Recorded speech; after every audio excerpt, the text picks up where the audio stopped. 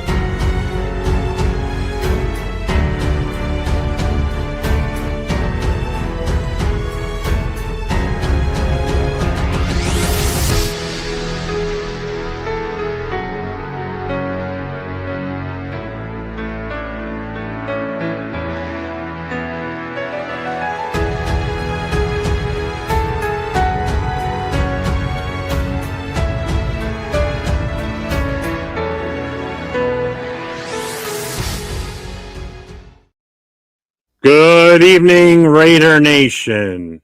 How is everybody doing this evening? Chris, how you doing, buddy?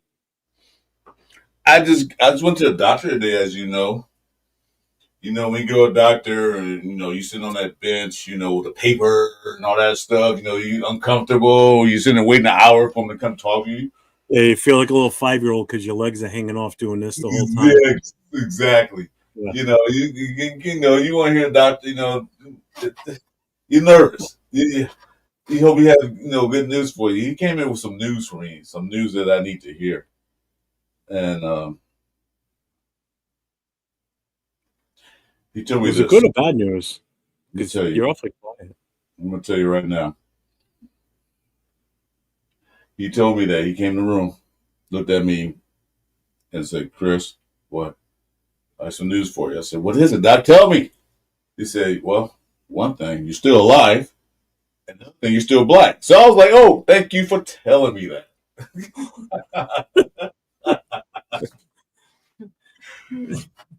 At least he didn't tell you you're white and fat like he tells me all the time. If you had told me that, I knew something be wrong. I said, "Wait a minute, how did that change overnight?"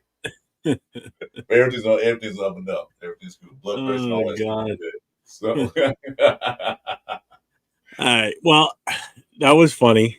We got a funny start with you at the very beginning with a little PSA, even though you had a little technical difficulty in the start of it. But that was good. Just on a serious note for a minute. So everybody that's in the chat right now, everybody is very well aware of who Gravy is. Just giving a shout out to Gravy and his family. He informed me because I sent him the link for him to come on tonight, and he said he won't be able to. I guess late yesterday afternoon, his father-in-law had passed away. So just shout out to Gravy and his family. Our condolences from everybody on the shows that Chris and I do. And I'm sure everybody in the chat, sorry for your loss. And Yes. Godspeed to you. Yes. So just wanted to make sure everybody was aware of that. So if you don't see Gravy for a few days, that would be why. Yeah. If you happen to pop in the Love you, chat, brother. if you pop in the chat, make sure to acknowledge him. Tell him my condolences. So he might pop Yeah. in. Probably say he probably will be watching, but just let him know that we're all thinking about him. So let's we'll hit up the chat, see who's here. Cool Kev is in the house saying hi to Chris and myself. What's up, brother? Hey, what's up, Kev? Hits Boy, what's up, Hits Boy? What's going on? Accelerator. Raiders 113, Cardinals 6, and the 6 will be garbage time field goals. There's Jason only saying hi to you. That's awesome. Not Bueno is here. What's up, Bueno? Hey, Bueno. Daniel Berry, what's up, sir? How you doing today? Sacktown Mike's in the house. What's up, Mike? Let's see who else is here. Accelerator says Genty will have 1,000 rushing game and 7 receptions. Prediction are in, ain't they? Prediction are in. I like that 116 to 3 score. Like, wow, really? That means we have to score every time we get the ball, and in halftime we have to score to get out of 16 points. Thank you, everybody, for the shout outs to Gravy. Appreciate that. Thanks, Ardell. What's up, man? Ardell's in the house. What's up, brother? Let's see, that's pretty much everybody that's spoke up in the chat so far. Jason still hasn't said hi to me. Fuck you, Jason. Prick. That's why I didn't say hi. So, tomorrow is the last game before the rosters get chopped up to 53-man rosters. What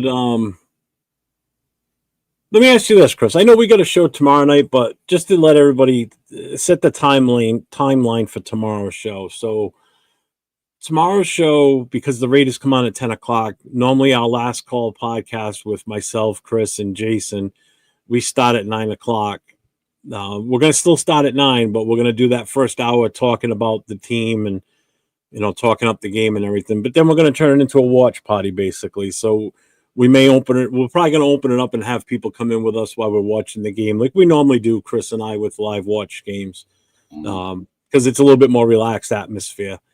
Tonight is an open mic. We will put the link out in a little bit. Jason may pop in at any moment to join in with us, so he's got free reign to come in whenever he wants. Well, right now he says something I didn't like, so he didn't say hi to you. So he has to get approved by the HR to come in. So no, he finally said hi. Oh, okay. You can come in there because I say he has done a letter by email. Jason, thank you. He has sent a handwritten letter, notarized to HR. So I envision tomorrow night show is going to be a little bit longer than usual on a Saturday night, because number one, we're going to go on at 9 before the game starts. We're going to be on during the game. And I think after the game, I think what we should do is we should talk a little bit between who's on, who we think based on performance is probably going to get cut after the game. And then you and I can elaborate a little bit more comes Monday, because Tuesday's the day. Tuesday's the day that everybody starts getting cut. So, so that's pretty much the plan, I think, for tomorrow. Tonight is just like an open concept. We talk about whatever we want to talk about tonight. I don't have any topics to hit on. So basically, Chris, I'll let you start off with whatever you want to talk about, Chris. I'll let you start it off tonight. I'm more than happy. There's a couple of things that's breaking news. Of course, when any player wants to get traded, we're always involved in that trade talk. Now it's Trey Hendrickson. It was, first of all, it was Micah Parsons. Then it was that guy McLaurin from the Commanders. Anytime someone would trade, we always in the talk. Now, I saw your show Connection. Was that Wednesday? I saw your show. You guys talked about it. I wouldn't mind it. Trey Hendrickson. I wouldn't mind. I know he's a little older in the tooth. I wouldn't mind it, but it got to be something worthwhile, and they got to do that contract over again because he wants a big payday. Because you can't blame the man for what he did in the last 2 years. You got to think about it that he's getting towards the end of his cycle as a football player. He wants to get that big payday. I get it. I get that. What's it worth? I don't know. So we'll see. But we always in the news with that. Me personally, I would take Michael Parsons because he's still young. Michael Parsons, I agree with taking him over Hendrickson, but it's going to come with a steeper price because now you're definitely looking at a first rounder or more. That's the only downside. But with him, you're getting a younger player, way still in his early prime, has done in some cases more production than Max has in Max time here too. Okay. Sack wise, overall in general. A first round. Okay, who are we looking for next year?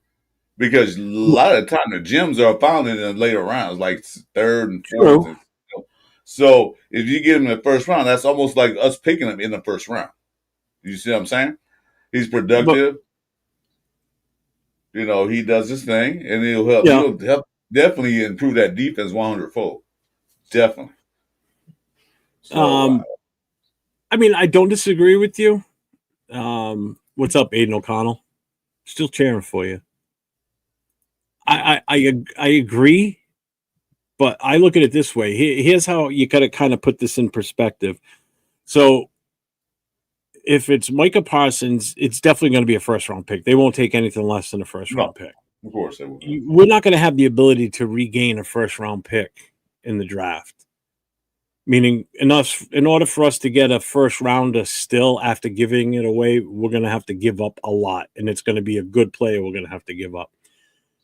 Whereas going for Hendrickson, if it costs us a second round, we can always move in the first round of the draft, move back and gain a second round. We can always get our second round pick back as long as we have a first round pick, because we can move around in the first round.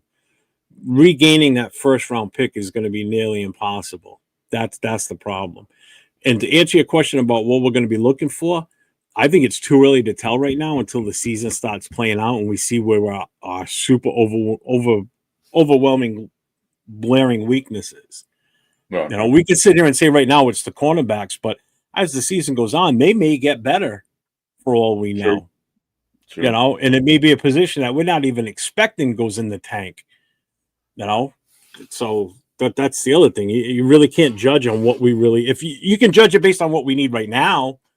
But as the season goes on, that could change what we really need to build or look for in that draft. So yeah. You said I don't want to lose cornerback. the first pick. I don't You want to lose.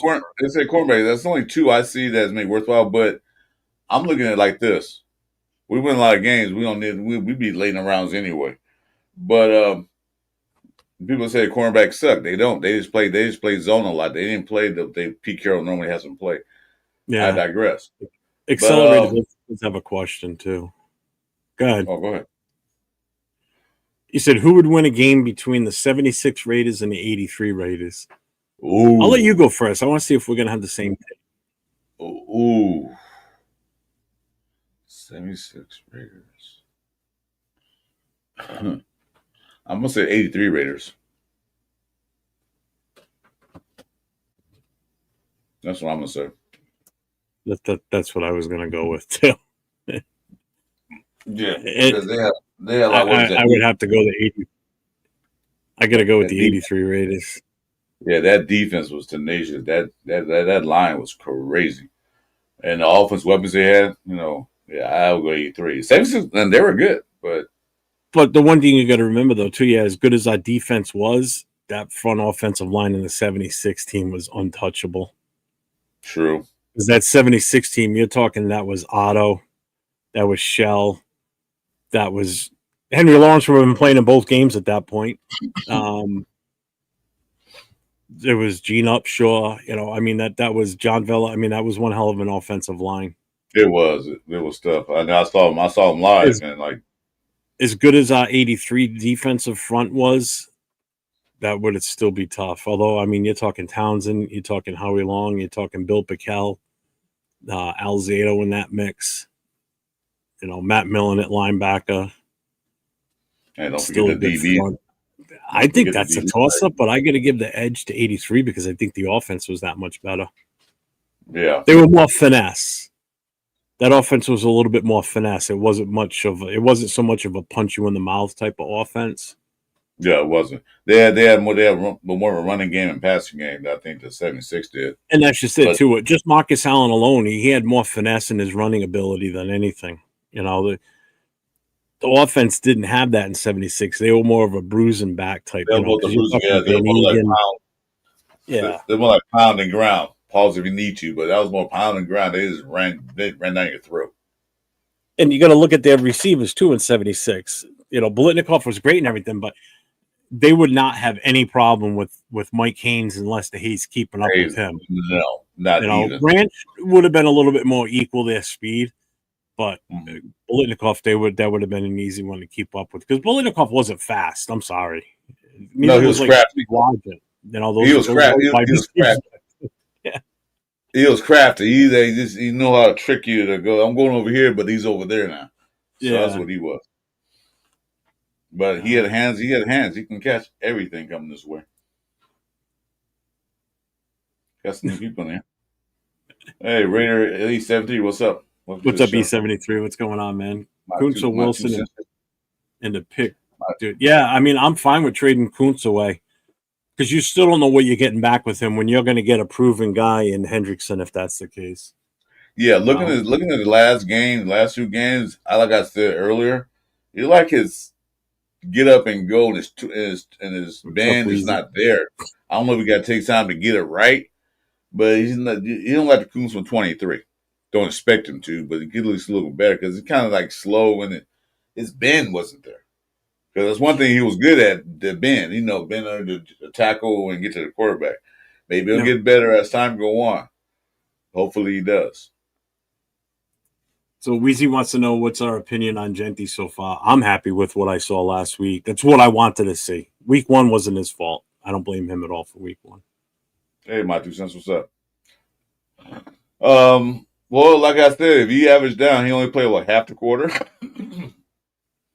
He had 33 yards, so he played the whole quarter. 33 yards. It was. He had 66 yards if he played the whole quarter. I'm just going by this in case. 66, yards times 4. That's over almost under 50 yards in a game, and maybe 4 touchdowns. So I'm happy. I mean, realistically, it probably would have worked out to maybe 120 is what I was thinking, is the number I kind of came up. If you average it out, I'll take 120 from him. I'll take 100 yard. I'll take 100 yard average from him for the season each game, if that's what it comes out to. Well, that amounts to 1,700 yard rushing. I'm okay with that. I can accept that. Compared with it last year, he almost outrushed our whole team last year. He already has. He's already got a better average, and that was with negative in the first game. Well, he was at 6.2 yards a carry till that goal line, then it dropped down. But still, 4.7. I'll take that any day. Ardell's, I think he'll hold up as long as he doesn't try and do on every play like he did last week, where he just wants to run through people. He's going to have to learn to not do that on every play. He's going to have to pick his battles. If he keeps doing that, lowering the shoulder and going into somebody, trying to bowl them over or go through them, he's going to be out hurt. He's going to get banged up bad. He won't make 17 games.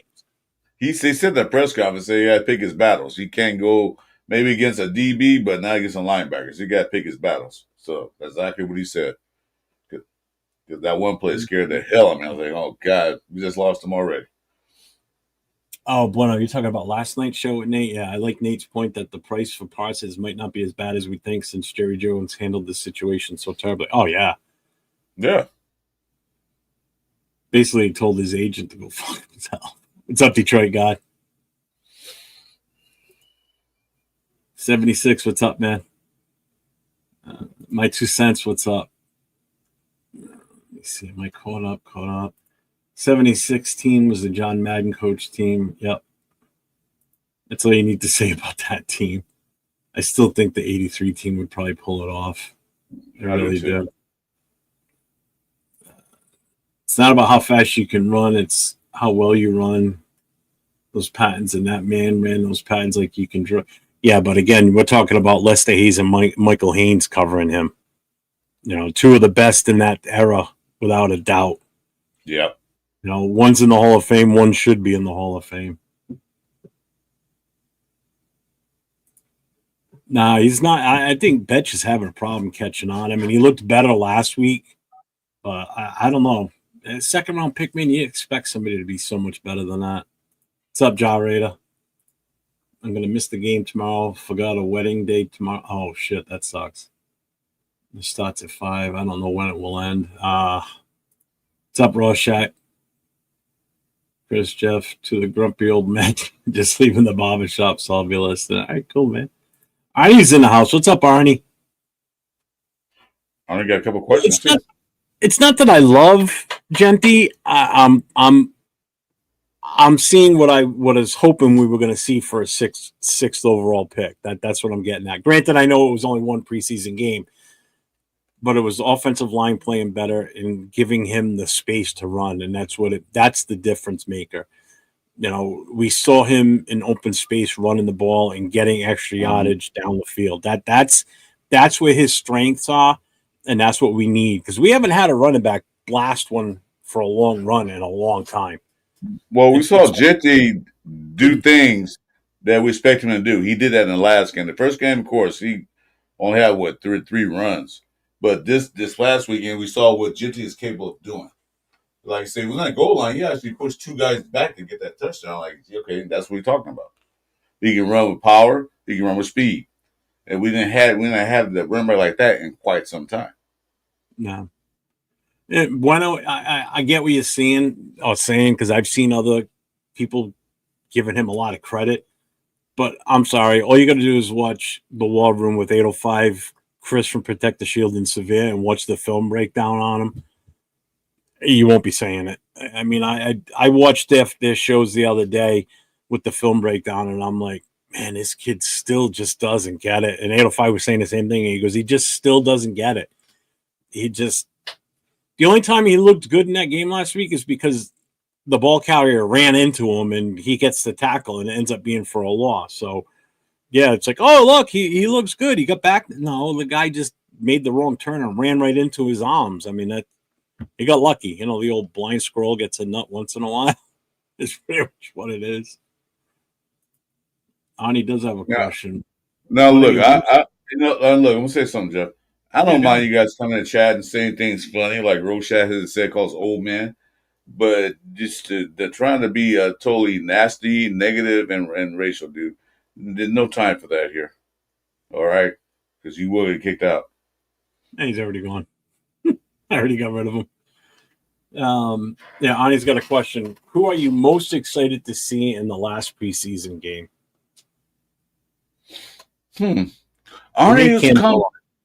Arnie should be a interviewer, man, because he always come with the questions. Good questions. Yep. Good questions.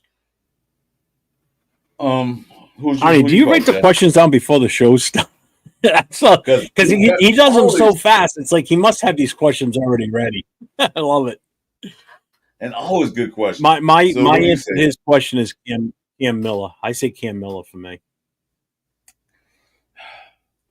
That's what I was going to say. I want to see him play more than just 9 minutes in a quarter. Yeah. Oh, God. This guy's here. Seriously? Oh, that's the best look for him. Look at that. Lost a lot of weight, didn't you? Yeah, that's good. Well, I too went to the doctor. I too went to the doctor and got bad news. Did they tell you were dead? Yeah, I'm dead. This is the best you've looked. No, yeah, I'm impressed. I'm gonna get on that diet. Hey, you did something right. Your bones are nice and white and clean. Yeah. I brushed my teeth and ate my apples. I like my 2 cents. You say you want to see Mozart earn a spot. Yeah, I do too. I want to see that too. Because he didn't look too good in the last couple of games. He had one good run, but it was called back. But yeah, I want to see that. So Arnie's question: who would be the biggest surprise to make the 53-man roster and the biggest disappointment not to make it? Who's the biggest to make the roster?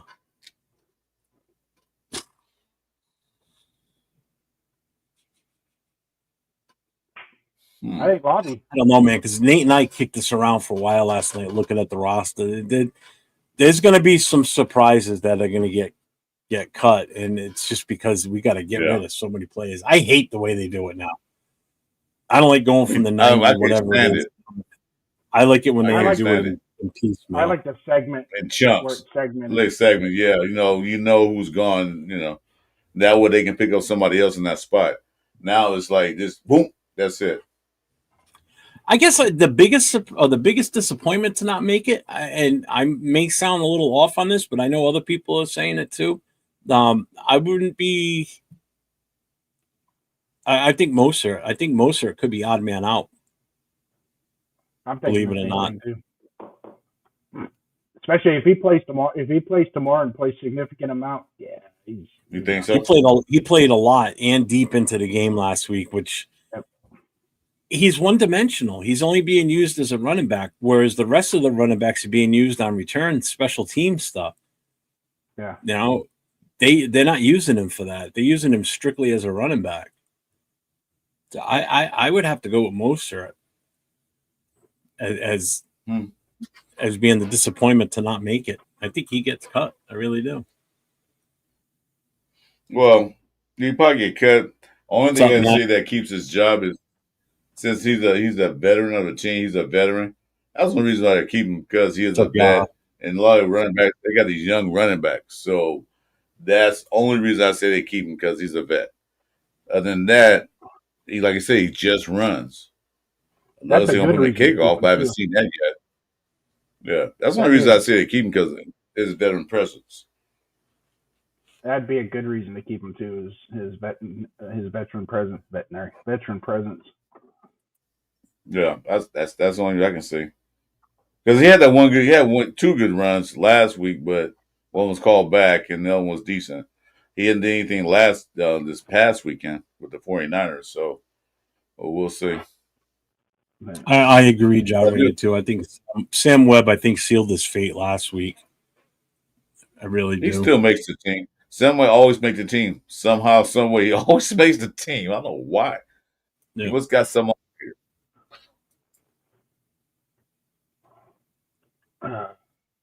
Rochet, all right. You need ice cream for a steak dinner? A steak and potatoes dinner? Why your mic sound good when we was testing out? Now it sounds muffled. What did you do, Jason? Yeah, you don't. Does it sound muffled? See, Rorschach, a nice sorbet ice cream to cleanse the palate, or just go fucking balls to the walls and go with a peanut butter cup ice cream. Question from Arnie Garcia. If Cam Miller has a better game than AFC 12 can be, I think he could overtake him as number 2 at some point, but I still think it's too soon. I think it's too soon right now. I think it's situational when they put him in and out. That's what I think it is. Yeah. If they're playing a team that does a lot of blitzing and a lot of that, they'll put Cam Miller in. If they play a team that don't blitz that much and play sit back in zones, they put AOC in. But normally that happens towards the end of the game, though. Whatever. I don't think it will get in early. I think we're going to see Cam Miller the whole second half, as I think what's going to happen. I think they're still going to give AOC 12 a chance to play a little more. Yeah. I wouldn't mind seeing Cam Miller play the whole game. Oh, there you go. You sound so much better. What the hell did you do? Just made a couple of adjustments. That's perfect. That's crystal clear now. It's the best you've sounded. Yeah, that's better. No more Chevron mic shit. Oh, I still got the. Well, these ain't Chevron earbuds. These are actually $80 earbuds that I stole from my wife. Does she know this? Yeah, I know. You just broadcasted that out. I don't care. It's on your channel forever now, too. Mm-hmm. Yeah. She can take you to court behind that. She got video evidence. Ardell, they don't sell A1 ice cream. All right, so it's the 30-minute mark. Toasters, We're cookies, gonna go and in. cream. Yes, It's I a, said a it's, sorbet or sherbet. it's a Sorbet. It's the 30-minute same mark. So I'm shit. gonna go in. Anybody in here like Wendy's Frosties? No. Who the hell doesn't? Okay. Do you have an ice cream maker? If you have an ice cream maker, homemade ice cream maker, it's real simple. Pay attention. A half-gallon chocolate milk, 16-ounce tub of Cool Whip, and two cans of sweetened condensed milk. Mix them in a bowl, pour it in, and make your ice cream. In an hour, you'll have Wendy's Frosties. E73, did you get your tickets yet for that game or no? Hey, well, guys, welcome to the Raiders How to Make Ice Cream show. I'm in 126, right? Is that what I said? Section 126? Dude, you got good seats. Yeah, I do. Jeff, you're kind of breaking up. You okay? Somebody. Who, me? Yeah, you kind of breaking up a little bit. Maybe me. You guys got bad ears. Yeah, you. No, because you keep freezing, then you come right again. What? I don't know what you're talking about. What? I don't know. I'm curious to see how much those tickets are for in 28. I know everybody's that's still looking for tickets is trying to sit in that section, going straight up into the 2s and 300s, and then just trying to stay to the left or the right. Because we're all going to walk in as one big group from the tailgate. So there's going to be probably about 100 plus walking from the tailgate, all in Raider gear, walking into the stadium. So, and I will have it on film. Hopefully, fingers crossed that everybody connects before going into the stadium, like your tailgate, because there's going to be other Raider tailgates going on. But there's only going to be one that matters, though. The only one that matters. Exactly. But anybody out there, if you get a chance, go look at what Jeff has put together for the itinerary for our New England Bash as we invade the New England states. Man, I'm actually very impressive. I'm putting it in the chat. What happened to Chris? Why has he got a second? I don't know. What happened, Chris? There's something went wrong. It said it's blacked out. Hey, my hands were right here. I had nothing to do with that one. So Arnie's got another question. Who would you keep, Collier, McCormick, or Lawbay?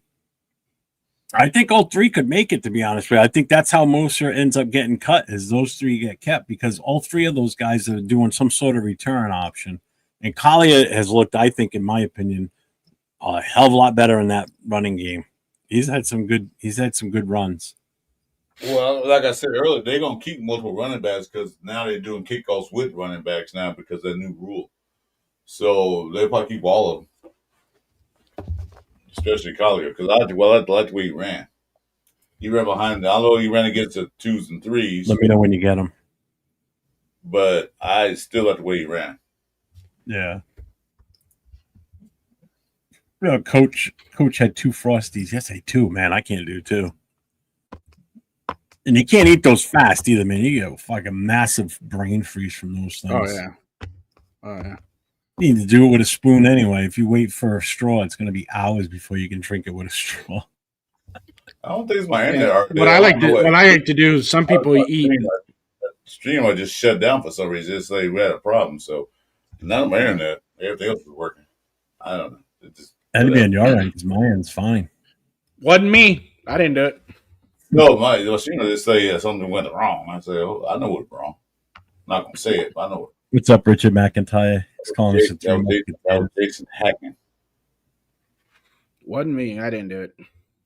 Holy shit! Section 128, row 8 was $626. Holy shit! What? For a New England game? Yeah, the tickets are not cheap. No, not at all. Hate to mention what I paid for my Pittsburgh seats in the second day. Really? Last year's Pittsburgh game, it was expensive. What I just put in the chat is the link tree for the It's got the itinerary and pretty much every link for every function that we're doing over the weekend while the Patriots, the Raiders are here playing the Patriots. So the big one to really make sure you check out is the Al Davis Memorial one. We've actually procured a bus and maybe more. If we sell out tickets for the first bus, we'll be able to pull in an additional bus. It's like $54.85 for the bus, and it's round trip. And this isn't like a school bus or like a basic Greyhound bus. This is like the same luxury style buses like the team rides in from the airport to the hotel and to the stadium. So they're real classy, first class rate buses. So, full size bathrooms in them, comfy ass seats. You can't beat it. So it's basically about an hour ride on the bus. So at least you can be riding in fucking comfort. I think Chris is having internet problems because StreamYard's running fine. You and I are not having any issues. Chris, your internet might be fuzzing should be out. high speed. So let me see something here. I'm gonna take myself. I'm gonna see what's going on here. Right back. Nah, E73. Neither one of these guys are coming to New England. Jason nor Chris. Only one. There are people that do shows with me that are coming. Nate from Wednesday night Raider Connection and my Thursday night co-host. He's coming. He'll be here on Wednesday of that week. I got to go pick him up from the airport Wednesday and bring him back this way. Turf will be out here. He's coming by way of through Connecticut because that's where he was born and raised, was in Connecticut. But he will be up here for the weekend. Will, who does the Tuesday night shows with me for the Black Hole, the Notorious podcast, Raider Will, he'll be out here. Mike from Raiders Against the World, he'll be here. He may pop in tonight, Mike, because we're going to talk a little bit, if he pops in, about his events that he's got going on and the stuff that we got going on for the Raiders Patriots weekend. I think if there's anybody else. Leo was supposed to come out here, but he's got some appointments and everything for his dad, so he's going to be he won't be able to make it now. So, but it's going to be a good time. It's going to be fucking killer out here. I can't wait. What's up, Pash? Welcome. Move Al Raider. What's up, brother? Welcome. Cool Kev's in the house. It was Kev here earlier. Toby Price, what's up? Diesel's in the house. What's up, Diesel? Coy. Yep, you're cool. Bronco fan. Awesome. As long as you're not a dick in the channel, you're good. We don't care. Yeah, we're not that bad. On Friday. No, we had shepherd's pie for dinner tonight, so no cows on this. My speed is going good. It started messing up when Jason got in here, so I think he's doing something to me. My hands are right here. Look. Well, where's your feet? Don't worry about my feet. Worry about my hands. Don't show me your feet, please. Enough of that on OnlyFans, right? No, It's the hands that will kill you. For his OnlyFans Watch channel. the hands. Oh God. Ryan, what's up, Ryan? Raider Nation, I'm ready. I am ready for football. Yes, sir. I cannot fucking wait for first week, man. I like Aunt Six. Okay, I'll be right back, guys. I'm sorry. Right. Aunt Six, question for the panel. One player you guys were cut right now, the other people will get mad at. A guy that would get cut that would piss me off. Like a logical cut, or just to be funny, let's just cut this guy. That's a tough one, man. I don't know. Because I don't know of too many that would get pissed with certain players, because there's certain ones that I just don't see making the team. I maybe DeCamerion Richardson. Oh yeah, that would be a good one. I would be pissed off if he got cut because I think he's got a lot to offer. Yeah, He Chris, just are you needs, there, he needs or a are little time. you? Is Chris Chris. actually moving or no? I don't know.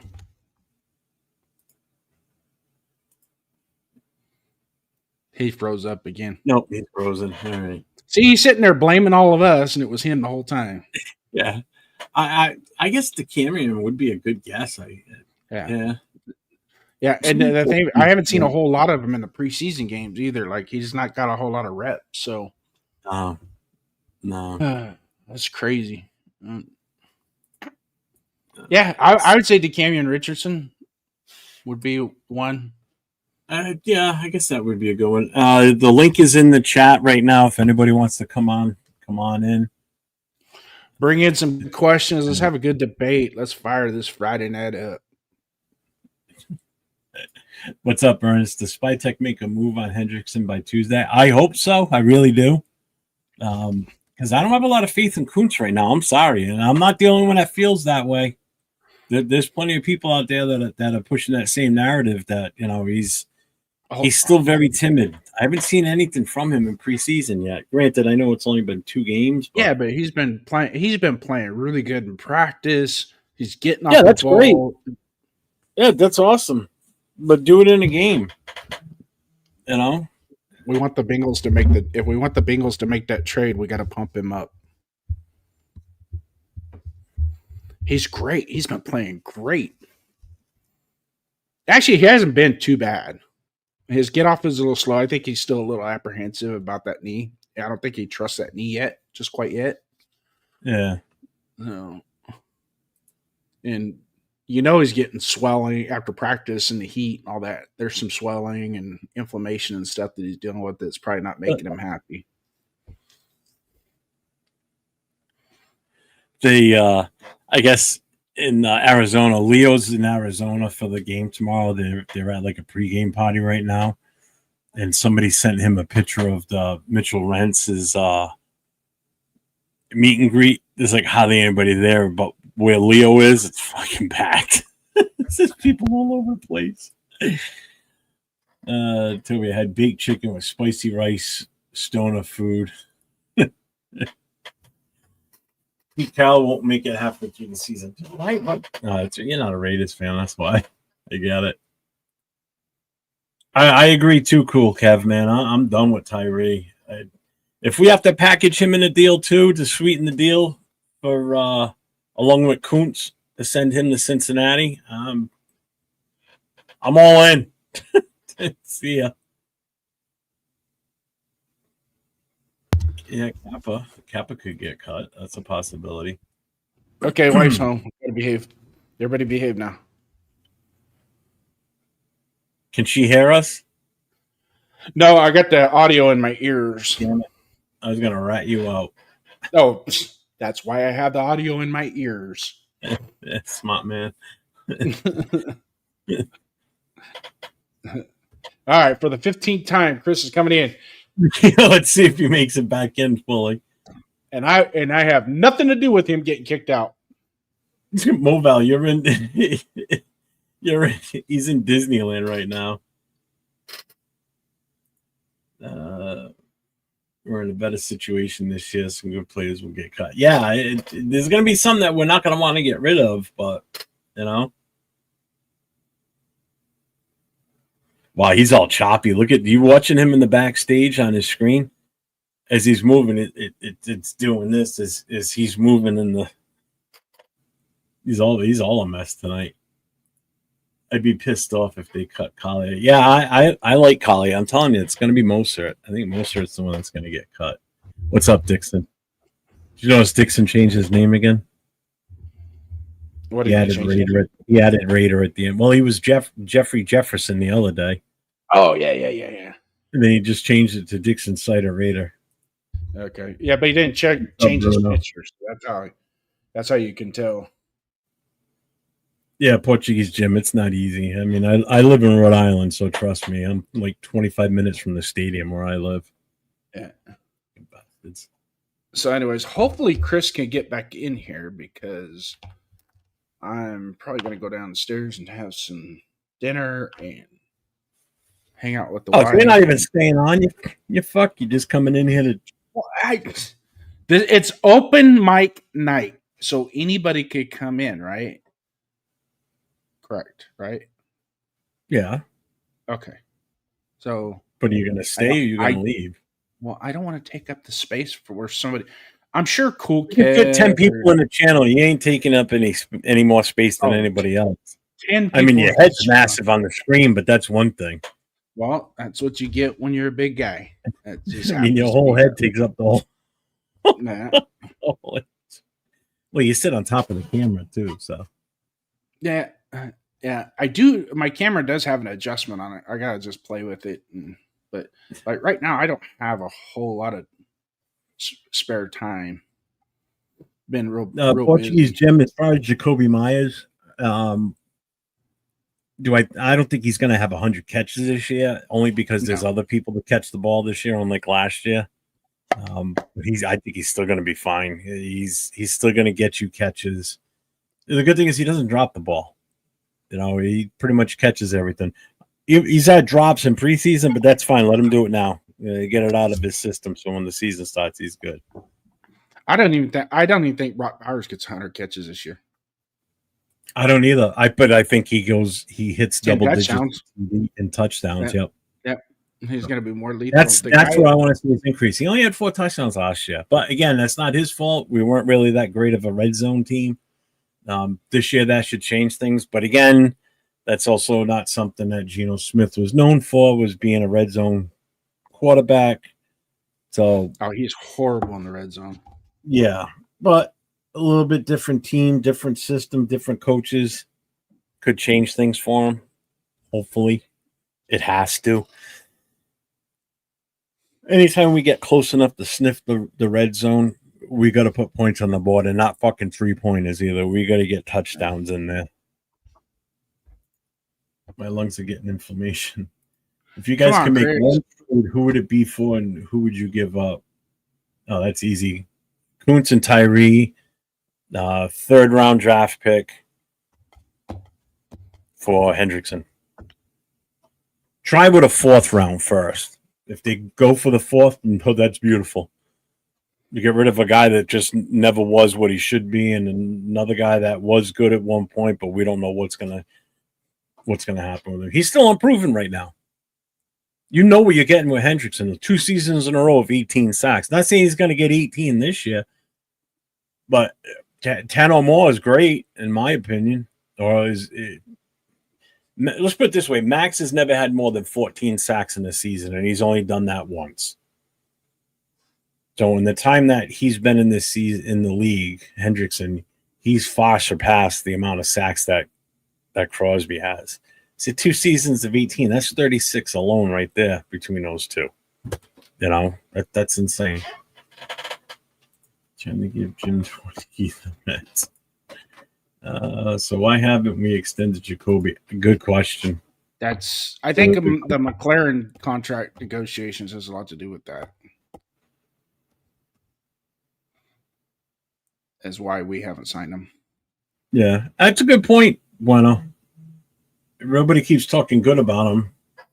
Maybe we get more for him, or we can sneak him into a trade to get rid of his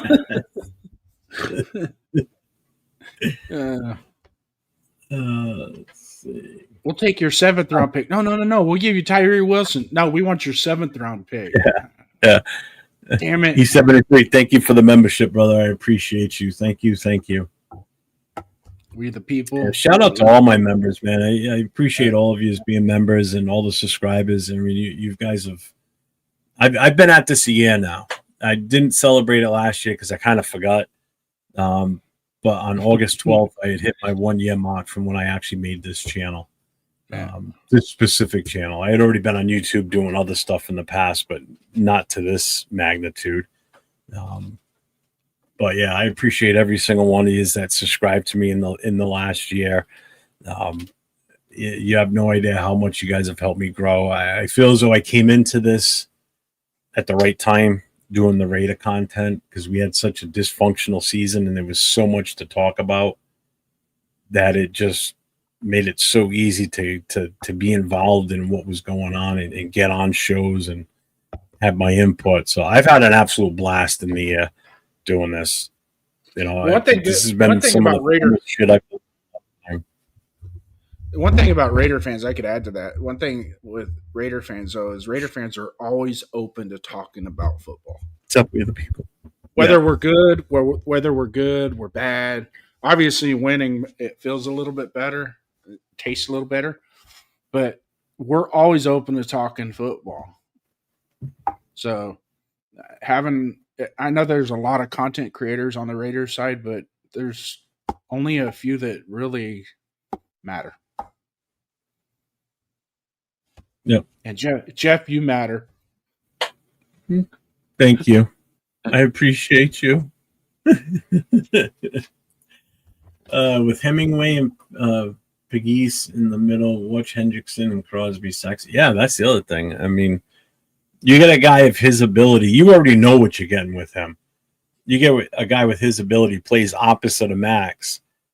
That changes your whole dynamic. In my opinion, changes the whole dynamic on what you really need in the secondary now, because you don't have to have these superstar corners. You know, you can get away with serviceable corners if you've got guys crashing that line and putting pressure on the quarterback where plays can't develop and he can get the ball out where he needs to get it out. He has to throw it sooner. Wide receivers aren't set. They haven't completed their routes. That adds a whole different dimension to that secondary and to the defense overall. You know, I just watching Kuntz, I think he's definitely still timid with the knee. You know, I've said this before. I had ACL replacement twice over 20-something years, 23 years, 24 years ago. And not a day goes by that I don't seriously, every time I do something, if I walk upstairs or walk down the stairs, it's in my head. I'm still afraid that I'm going to fuck my knee up. During the winter when the snow's on the ground, oh, hell yeah. I walk. Remember the old character from Tim Conway from the Cal Burnett show where he would walk and he would just shuffle his feet as he walks? That's me when it snows out. Because that's how I blew my ACL in the first place. I snapped it at a fire walking across the street, slipped down and went, and there goes the ACL. So when there's ice and snow on the ground, I don't fuck around. It scares the shit out of me. It's psychological.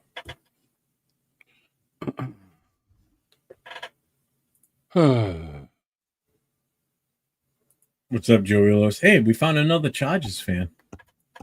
There's 3. I found 3. We found 3 or 4 so far, right? No other D lineman on the roster has shown to be able to set the edge like Tyree. That should open up Raider fans' eyes regarding Tyree. Tyree can't set the table. No, he can't. Right on, Jeff. You hit the nail on the head for our secondary with an elite D line. Yeah, I'm telling you. Now, could you imagine that instead of Hendrickson, it's if for some reason we could finagle getting Micah Parsons instead without it breaking the bank? Oh, good God. You'd have him locked up for pretty much the same amount of time as you have Max. You have that 1-2 combo. Forget it. Game over. The defense just went light pass rush. If we stepped up our game with the pass rush, that secondary would look a lot better too. That definitely would look a lot better. Yeah. I think the guys that we have in the secondary could get the job done. It's just a matter. It's like cohesion and consistency and just constant reps together as a team and being able, you know, if they're going to run the zone, when am I going to hand a guy off to the safety going across the middle, you know, and then breaking off to catch the out route, you know, just little things like that take time, you know, because we're not going to. I don't think with these guys we're going to do press man. We're not going to play bump and run, you know, putting people on an island, single high coverage. We're not going to do any of that. It's going to be cover 2, cover 3, a lot of cloud in the, you know, in the middle third, and hopefully our linebackers can get deep enough to cover that area. I disagree, Jason, with the press man thing. The reason why Piquet got these big, strong cornerbacks is to play press man. They're not going to play all through the game. They will play cover 2, cover 3. They will play that. But they got the guys to do that, play press man. They got the fast guy. the strong guys to do that. Yeah, I see what you're saying. I see exactly what you're saying because I'm just going off what I'm seeing in the preseason games. It's more off man zone. Well, But it's I have to agree with you a little bit on that one. it's like the offense. They're not going to open their playbook to all the rest of the league to see what they're doing. They're going to keep their defensive schemes and their playbook under wraps until they get in the regular season. So one of the guys they're going to say basic zone coverage, do what you can in zone. We're now going to show you what schemes we're going to run so they can tip the hat to the other team. Yeah, I'm gonna lean on you on that one. I agree. My opinion that I just formulated and brought forth with everybody was just what I've seen so far is just basic off man zone coverage, cover 2, cover 3, and we're all upset about that because we're all like, this secondary sucks, or what are we going to do? Our secondary's hurting. But Chris brings up a good point. Maybe in practice we're doing a lot of man coverage, single high safety, third man in the box type thing, to where, and they're locking the receivers down. Who knows? Who knows? We don't know exactly what they're doing and then flip to the offensive side of the ball. When was the last time you saw a Chip Kelly offense not run any motion? Yeah, exactly. He hasn't run a single motion play in preseason. Just line up, go. Just run the play. Joey, nothing at all. I was just busting your balls. Back to the defense. You notice that they did blitz a little bit, not much, but they didn't show any blitz packages. They didn't show none of that stuff. Yeah, Dixon, we have black ice over like there. Like I said, they didn't show their schemes. And like I said, Chip Kelly, I didn't see really anybody going in motion. Everybody was right there, and they just hiked the ball. Yeah. Ernest, what do you mean about Mitchell? So Joey asked, how do you guys feel about Pete Carroll? What are y'all thoughts on the season? I don't think there's anybody up here that's negative on Pete Carroll. I feel good about it. I'm fine with him being our coach. That's kind of who I wanted anyway. Once he threw his hat back in the ring, I'm like, hell yeah, bring it on. Well, it can't get no worse than we had last couple of years. So at least we got an experience. I don't think McDaniels is smart enough to spy on us, Dixon. I'm not worried about that. McDaniels is too dumb, hence the name of McDum-Dum or McDummy. We're going to follow this. What are you spying on? You can't say anything. So Joey also wants to know if we have enough to stop KC. I think any one of the three teams in the AFC West have enough to stop their offense. Yeah. I think all three teams' defense. We're on the lower side of those three right now until we get some shit figured out. But I still think all three teams could give KC a run for their money this year. Well, we stopped the last game. We stopped in the last game against KC. We just couldn't get any points. Yeah, and those refs have been demoted to college ranks, so they're not even in the NFL right now. That were pinpointed in that whole scandal thing, I guess you would say. Yeah. Chewy with $1.99 super chat. Thank you, brother. Appreciate you. Covered 3, baby. Stuck with the kiddos tonight. Salute. Well, if you get a chance, I did send you the link, so it's in your Discord if you ever want to pop in tonight, if we're still on. Them New England guys just saying, yeah, fuck New England. Hey guys, I'm going to head downstairs. The wife just got home from work. Go chummy her up a little bit because football season. She's going to be divorced here in about a week or two anyway, so it's our 6-month divorce that we go through every year. So I got to spend as much time as I can with her and keep her happy. And because I got the man cave rolling right now. Should be up and running in a couple weeks. Hopefully I could get my computer set up in there and get all my flair. I'm finding stuff from 1970. I found a belt buckle from 1979. I'm like, Jason, yeah, I remember that one. Who the fuck still wears a belt? Well, I never wore it. I got my ass whooped with it by my dad. Yeah, same thing here too. Again, we're kids of the 70s, and the belts were leather, and they were about that wide. Sure. Going forward, so we do. I don't want to make any mistakes and hit the wrong button. My hands are right here, Jeff. If you could do me the honor and hit the eject button. The bottom of the screen says "Leave Studio," not "In Stream." Leave Studio, push that button. I was just gonna parlay off of what happened, and we just make it a routine that if you can kick me out if you want. Can't kick you out. Won't let us. Jason, like I said, see me Monday morning, man, in my office, man. I can't kick Chris out. I can't kick you out. We can't kick each you other can't? out. No. Oh, but I can end the stream. Okay. Yeah, you sure can. In the right-hand corner where it says end stream, yes. And don't do that. Please don't. Down the bottom where it says leave studio. Click on that. So before I leave, I want to do a shout out to everybody, all the chatsters in the chat room. Where's the flag? Dixon Sider, Joey Lewis. Yeah, welcome. Thanks for coming in. We know who you are. Ernest Biaggi, Cool Kev, my guy, Cool Kev. We the people, all you guys, man. It's been a lot of fun chatting with you guys. Now that I'm on the pitcher side of things, we're gonna get this thing rolling. Just remember, September 6th, we're gonna roll hot. We want to get everybody, as many people on here as possible, because that night our pregame is gonna. We'll talk more about it as time goes on. Chris has got a lot of great ideas. He's probably gonna send his no neck henchman up to Modesto, California to beat me up, but that's all right. Moval Raider, salute to you, brother. On 6. So I'm just giving my shout out to the guys. I'm going to go down and spend some time with the wife. Maybe in about half hour, I might be in the chat throwing puns at you or whatever. But in the meantime, if I can get it, go Raiders.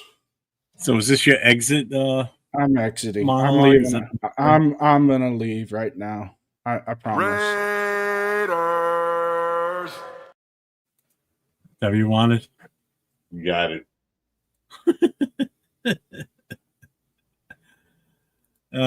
Be nice to us Chargers fans. Jesus Christ, what the hell was that? Be nice to us Charger fans. We're going after Casey in Denver. Yeah, then we'll come with that. Let you do the dirty work. You guys beat them up, knock their players out injured, and then we'll play them. I'm not a Charger. You on Monday night week too. So. Tell you what. I'm not a Charger fan, Denver, or a Chiefs fan, but if the Chargers and Broncos play each other, I'll be rooting for that team that day. Only that day. As soon as we go win, I'm back off of it. So, yeah. Got to knock them off their pedestal. What's up, Ben? Cap, what's up, Captain Jackson, the channel? Be nice to us. The link's in the chat. If anybody wants to come in, feel free. Put in there. When I'm on your show again and I leave, I need a 10 paperclip salute. Yeah, I got you. I'll just throw this at you. It's paper clips. The VP of paper clips. Hey, Captain Jackson in the chat. And Captain Jackson want to come in, man. Links on top. You can come on in. Fuck the Chargers. It was in with Tuesday night. Captain Jack came to our show Tuesday night. Me, Jason, and Chewy. Nice. Yes, sir. Yes, public service announcement. I'm 401 Raider Jeff. Next to me is Chris 4 Raiders podcast. Make sure you get over to both channels. If you're on his channel, make sure you hop over to mine, hit the sub, hit the notification, hit the thumbs up. Then you can jump back to Chris's. If you're on mine, make sure you get over to Chris's, hit the sub, hit the notification, give the thumbs up on the show, and then you can stay there or come back. Doesn't matter. We got to get Chris's numbers up. We got to get him to 500. He's at Chris. What are you at right now? 311. 311. So we're getting there. I mean, think about it, man. What, 3 weeks ago you were what, like 160? Well, 3 was out like this, barely hit 200. It was like 180 something. Yeah, and just lately you've exploded, which is awesome. So again, you're doing a lot of shows. You know, you and I do what, 3 shows a week now. Yeah, we do 3. You're on with Jason twice. You do the Sunday pillaging show with him. Then you do the Cover 3 on Tuesday night with him and Chewy. Yes, good show. Great show.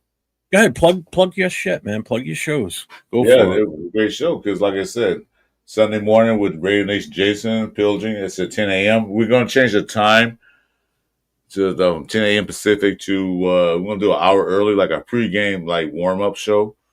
And then we may have a post-game after. We don't know yet. So that's a 9. That'd be a 9 when the season start. And then Tuesday night we got the cover 3 with Chewy, new guy up and coming. He's doing good, so make sure you hit him too. That Chewy's growing. Yeah. So that's Yeah, on Tuesday nights with me, Ray, Jason, and Chewy, and we do the cover 3 show. So yeah, make sure you guys get over to Chewy's. It's Chewy's. What the hell is it listed as? He is. I'm gonna go back to his. Chewy. It's Chewy's NFL News and Podcast. Make sure you get over to his channel and hit him up too, man. It's a long, it's a kind of a long title, but yeah. Yeah. Okay, guys. Does Cam Miller grab the number 2 spot over AOC? Not yet, but I think it's coming. Like I said, Jim, I think it's situational. I think it depends. Okay, knock on wood, if you're with me. For instance, Gino tweaks something. He's out for the quarter. If they're playing one of those defenses that do a lot of blitzing or do a lot of this cover man, they'll probably Cam Miller in there because he can run. If they have a team that they play that does a lot of zone where they stand back, ain't no O'Connell can play because ain't no O'Connell can sit back and throw the ball. That's what I'm thinking. Look at this defense plays like this. This is suited for Cam Miller to play because he can move the ball. He can run. This defense sits back a lot. Good place for AOC. You get it, kind of situational. I mean, I get what you're saying, but man, that's a lot of jumbling around because that's only if Geno Smith is out. I don't think that would work very well. I mean, I get what you're saying. I understand the concept, and it makes sense. I get what you're saying, 100%. Yeah. If anything, it would have to be more in-game situational stuff. Sort of like they did in New Orleans where, Derek Carr was out there and all of a sudden Taysom Hill comes in for a play. But the problem with that is everybody knows that it's going to be a special play geared for him. Probably about 80% of the time. Sometimes he was out there just as a decoy where he wasn't even going to be anywhere near where the ball ended up. That's a situation you could have. Where you have Cam Miller out there, but he ends up being out there as a decoy, and it's a direct snap to Genty type of thing, or something, something fucked up. Well, you know what? That do sound not as a whole game that way. It doesn't work. I see what you're saying, and that's something that Chip Kelly does all the damn time. He'll do those trick plays like, well, just coming up, and they put Cam Miller as a quarterback. Okay, we know what we're gonna do. And then it's direct snap to Cap says it too. Cap says can't do that.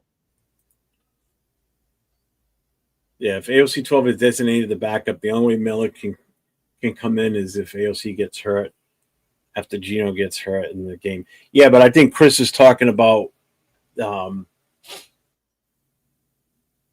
moving him up to number 2 for a specific game so he can come in more often type of thing. Yeah, that's what I'm talking about. I'm talking about like all the time. Like they see a team they playing next week, they know their tendency on defense, what they like to do. Is AOC suited for that, or is Cam Miller suited for that? Okay. Yeah, because then they have to declare one of them as the definite backup. Yeah, for this week, Miller, you're gonna be the backup for this weekend only, just in case Geno Smith and Geno Smith. Knock on wood, if you wouldn't. Yeah, I agree on 6. I at some point he may take over the number 2 spot. It's way too soon right now. It's too early. I personally don't think I've seen enough of him to honestly give that judgment as to he should. Everybody was all over him after the first game that he played, but last week you saw the inexperience in him. You saw him making the mistakes that you expect as a rookie. You expect to see that. We're not going to cut him. He ain't going anywhere because we drafted him for a freaking reason. Well, we only got 3 quarterbacks. What are we going to do? Well, that's just it. We can't get rid of him. And that's like some people are like, oh, we should trade away AOC or cut him. And what are we going to do for a backup? You're going to throw Cam Miller in now as the number 2? If Geno goes down week 1, the season's over.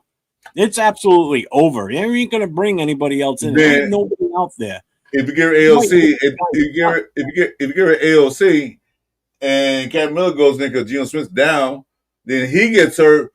Who's our third quarterback to come in? Yep. We need an emergency quarterback. So, I don't see it.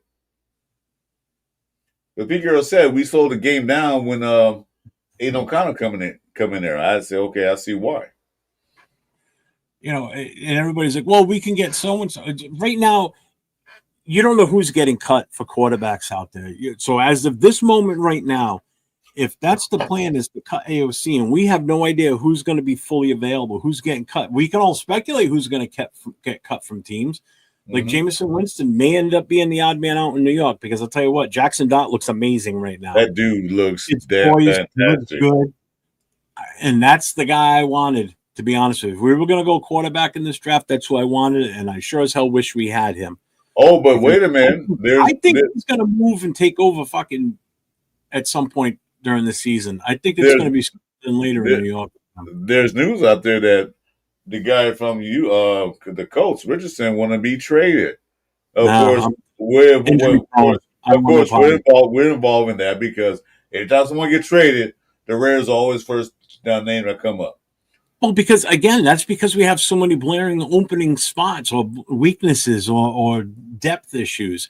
If we were secure in our depth spots and our backups, we wouldn't be put in the sentences or in the mouths of people saying like, oh, he's going to be, there's a good shot of him going to the Raiders. Yeah, because we've just got legit sucky backups in most cases. That's what it comes down to. When guys become available, do you hear the Eagles coming up as a name? Like, oh, the Eagles could really use him. No, that's because they built their depth up. That's because they did good in the draft. The Chiefs names coming out that, oh yeah, he could do well with the Chiefs. No, because they don't need him.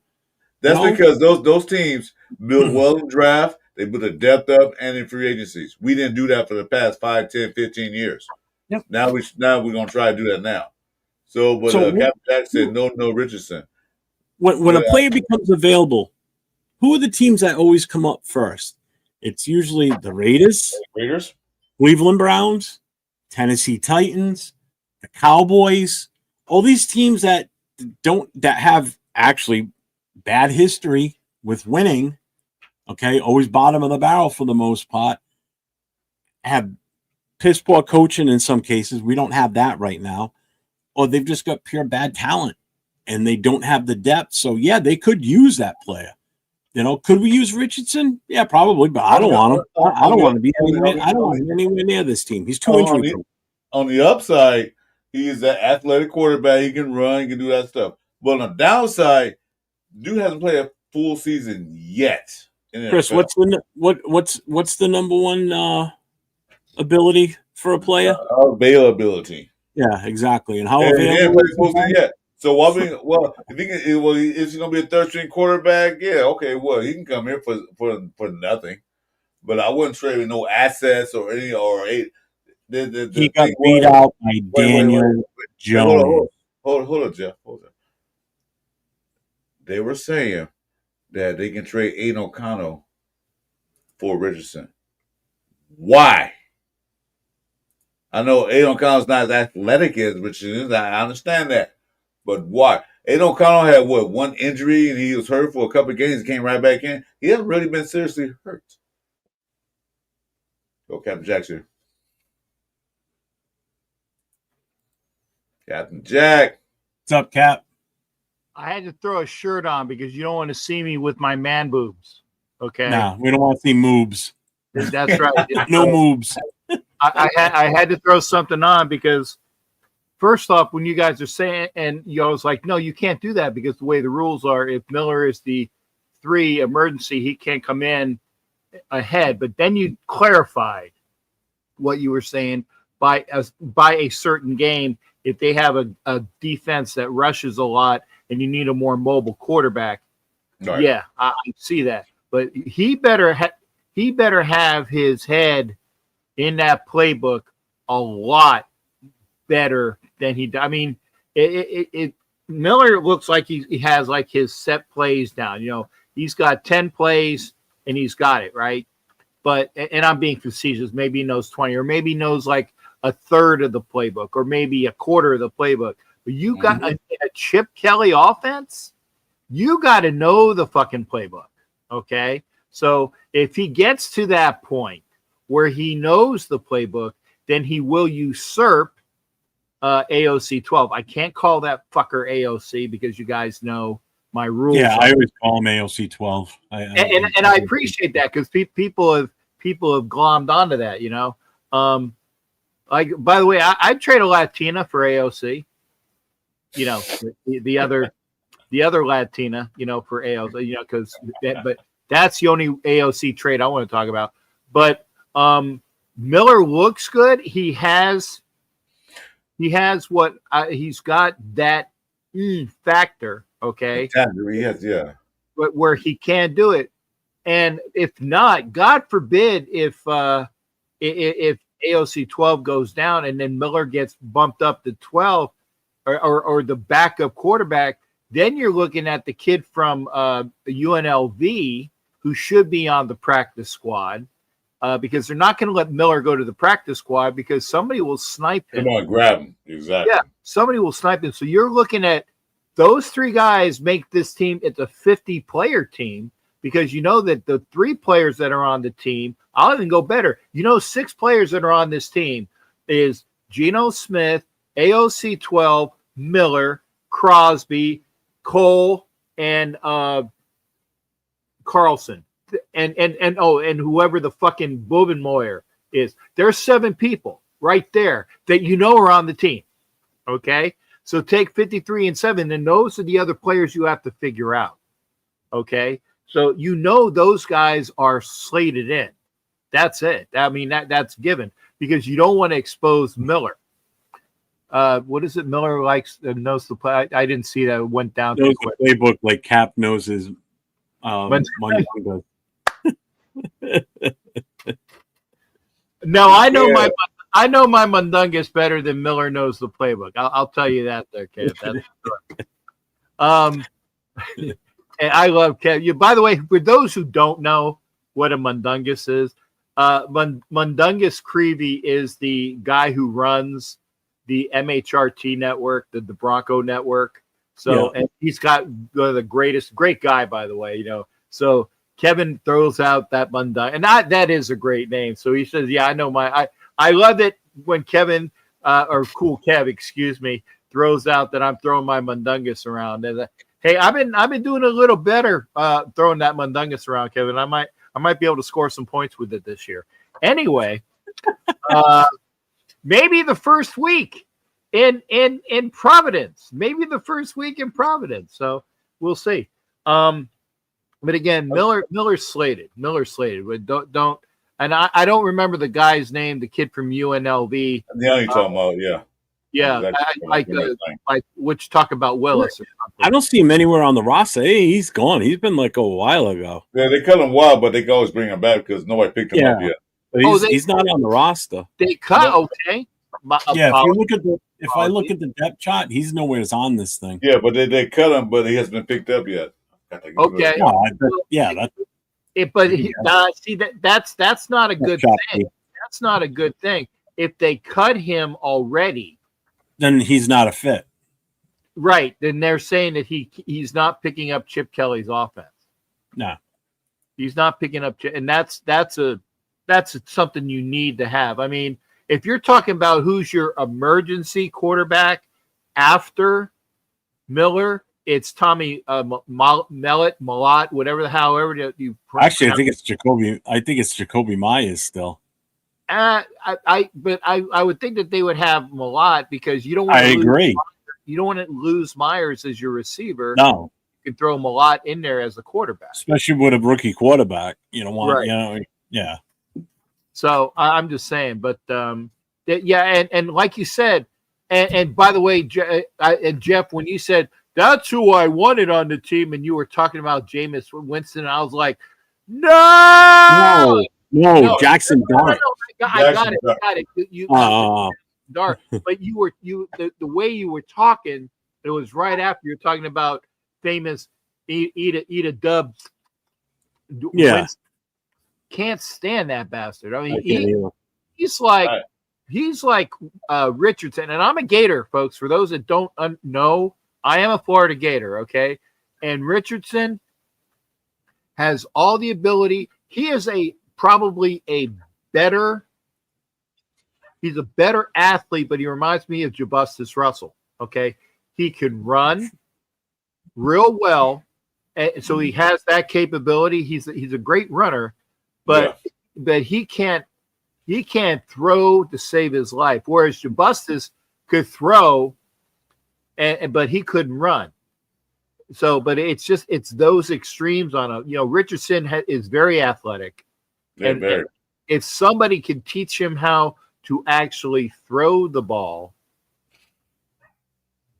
then he'll be a decent quarterback. But you got to spend the time with him to teach him the fun, because he didn't really learn the fundamentals in Florida because he didn't need to. He used his athletic skills, and it's unfortunate because I'm looking at, and I'm sideways. I know I fucking go sideways a lot on conversations, but the Gators' present quarterback, DJ Lagway, is the same way. He's a very athletic kid who can do a lot of things for you, but the one thing he can't do is stay available. He's already injured. So the Gators, who were in the top 15, they're not going to win shit if he's going to be injured for all the games here. So it's unfortunate. But again, they have a great thing with Miller. And I think eventually by the end of the season, he's probably going to have the number 2 reign. And if they get rid of AOC 12, maybe if Miller has his shit together by the trade deadline and somebody needs a quarterback, then maybe you see him go. If they let go of him now, that's showing a lot of chutzpah. That's a nice Yiddish word you guys can look up. It's showing a lot of chutzpah that they think that he has the capabilities. He might have that, but I tell you, that's gambling, man. That's gambling on Papa's money. Yeah, it is. Cap, what seat what section are you sitting in?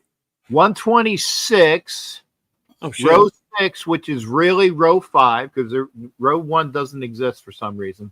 So it's 126, row 6, actually row 5, seats 1 and 2, right next to the Raiders tunnel.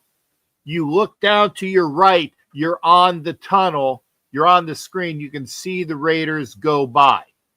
Okay? So if I don't have a +1 with me for a game, there might be 1 ticket available. So if you give me I am not giving it away. I'd rather eat it. Hey man, I'll give you $50 for it. But you were talking that game? I am in the right where the, I don't know what it's called up in the fucking Boston Stadium. I see your ticket. I'm in the stadium where I'm right next to basically the tunnel where the Patriots come out. First row with DJ. I don't know if we're in seats 1 and 2 or not, but we are in the first row next to where the Patriots come out of the tunnel, underneath the flame thing or whatever that big thing is above the stadium. The lighthouse. Yeah, the lighthouse, right? That's where we are for the I'll give you a Wilkins kiss. Well, you said 126. I'm like, shit, that's where I'm sitting. I'm sitting in 126. I'm at the other end of the stadium. No, I mean, I thought you were talking about in the Raider Stadium. I'm in section 126 no. in Allegiant. I'll have I'm in 126, row 33, seat 2, 3 and 4. Hang on, I'll look for you there. Good seats. I'm right on the corner of the end zone, basically. I got a good seat. I got the best seat in the house, right in front of my 75-inch TV. Yeah, I knew that was. And you know what? You don't have to worry about some asshole kicking you out of your seat, though. I am married, so I said I got that to do. So. No, I'm just saying you don't have to worry unless you piss her off. Okay, so not too hard. I'll tell you what, Cap. The good news about going to that stadium and the fans of that team, if we end up starting to blow them out early, okay, Pats fans will leave. They will not stay for the game. They historically will leave if they're losing bad. Yeah. So you may be able to move around and move up seats too at some point, or move to the other side behind the Raiders bench type of stuff. Well, you know what? They don't stay because their big thing is I want to get out of here now because we're losing so bad and let's beat the traffic. I'm in because you I don't care. asked. Come on, fucker. Okay, 143, row 1, seat 17. 143. Oh, you're smack dab on the end. You're right at the Right. back of the end zone. Oh yeah. I'm in 143, right where the lighthouse thing is. Yep. They come out to our left, and I Yep. think we're actually in the middle of that front row section. But if DJ finally gets his ring hat done, man, but DJ had, for those who don't know who, I know exactly who he is. He's actually a member of the Booster Club up here. right. If DJ got fucked last year in Baltimore, he was left it in an Uber, wasn't it? Yeah, he was in an Uber, and the fucking thing sped off with his Raider hat helmet, or not helmet, but the ring hat, and he was trying to get it back, and it's like, and he got fucked there, and he was trying to get another one made, and he's been dealing with all that shit the entire off season. He's had that for a long time too. Yeah, so hopefully. I know who he is. Just because y'all don't know who he is, he's great. He's a great guy, and that's why I'm going to enjoy hanging out with that.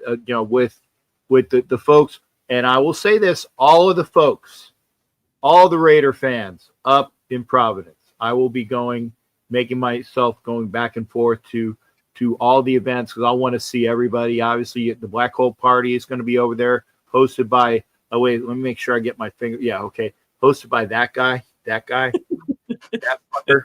Yeah. Black Hole Party hosted by that guy, Jeff. And obviously I have lots of old friends in the NERBC. So I'm going to be going to see everybody there. And those are the events on Saturday night and all the things I can do on Sunday. We're going to have a ball. If you can't be there, or I should say this, if you can be there, get your ass up to Providence and Gillette and have a great time with Raider Nation. We're gonna start the season off. We're start the season off strong.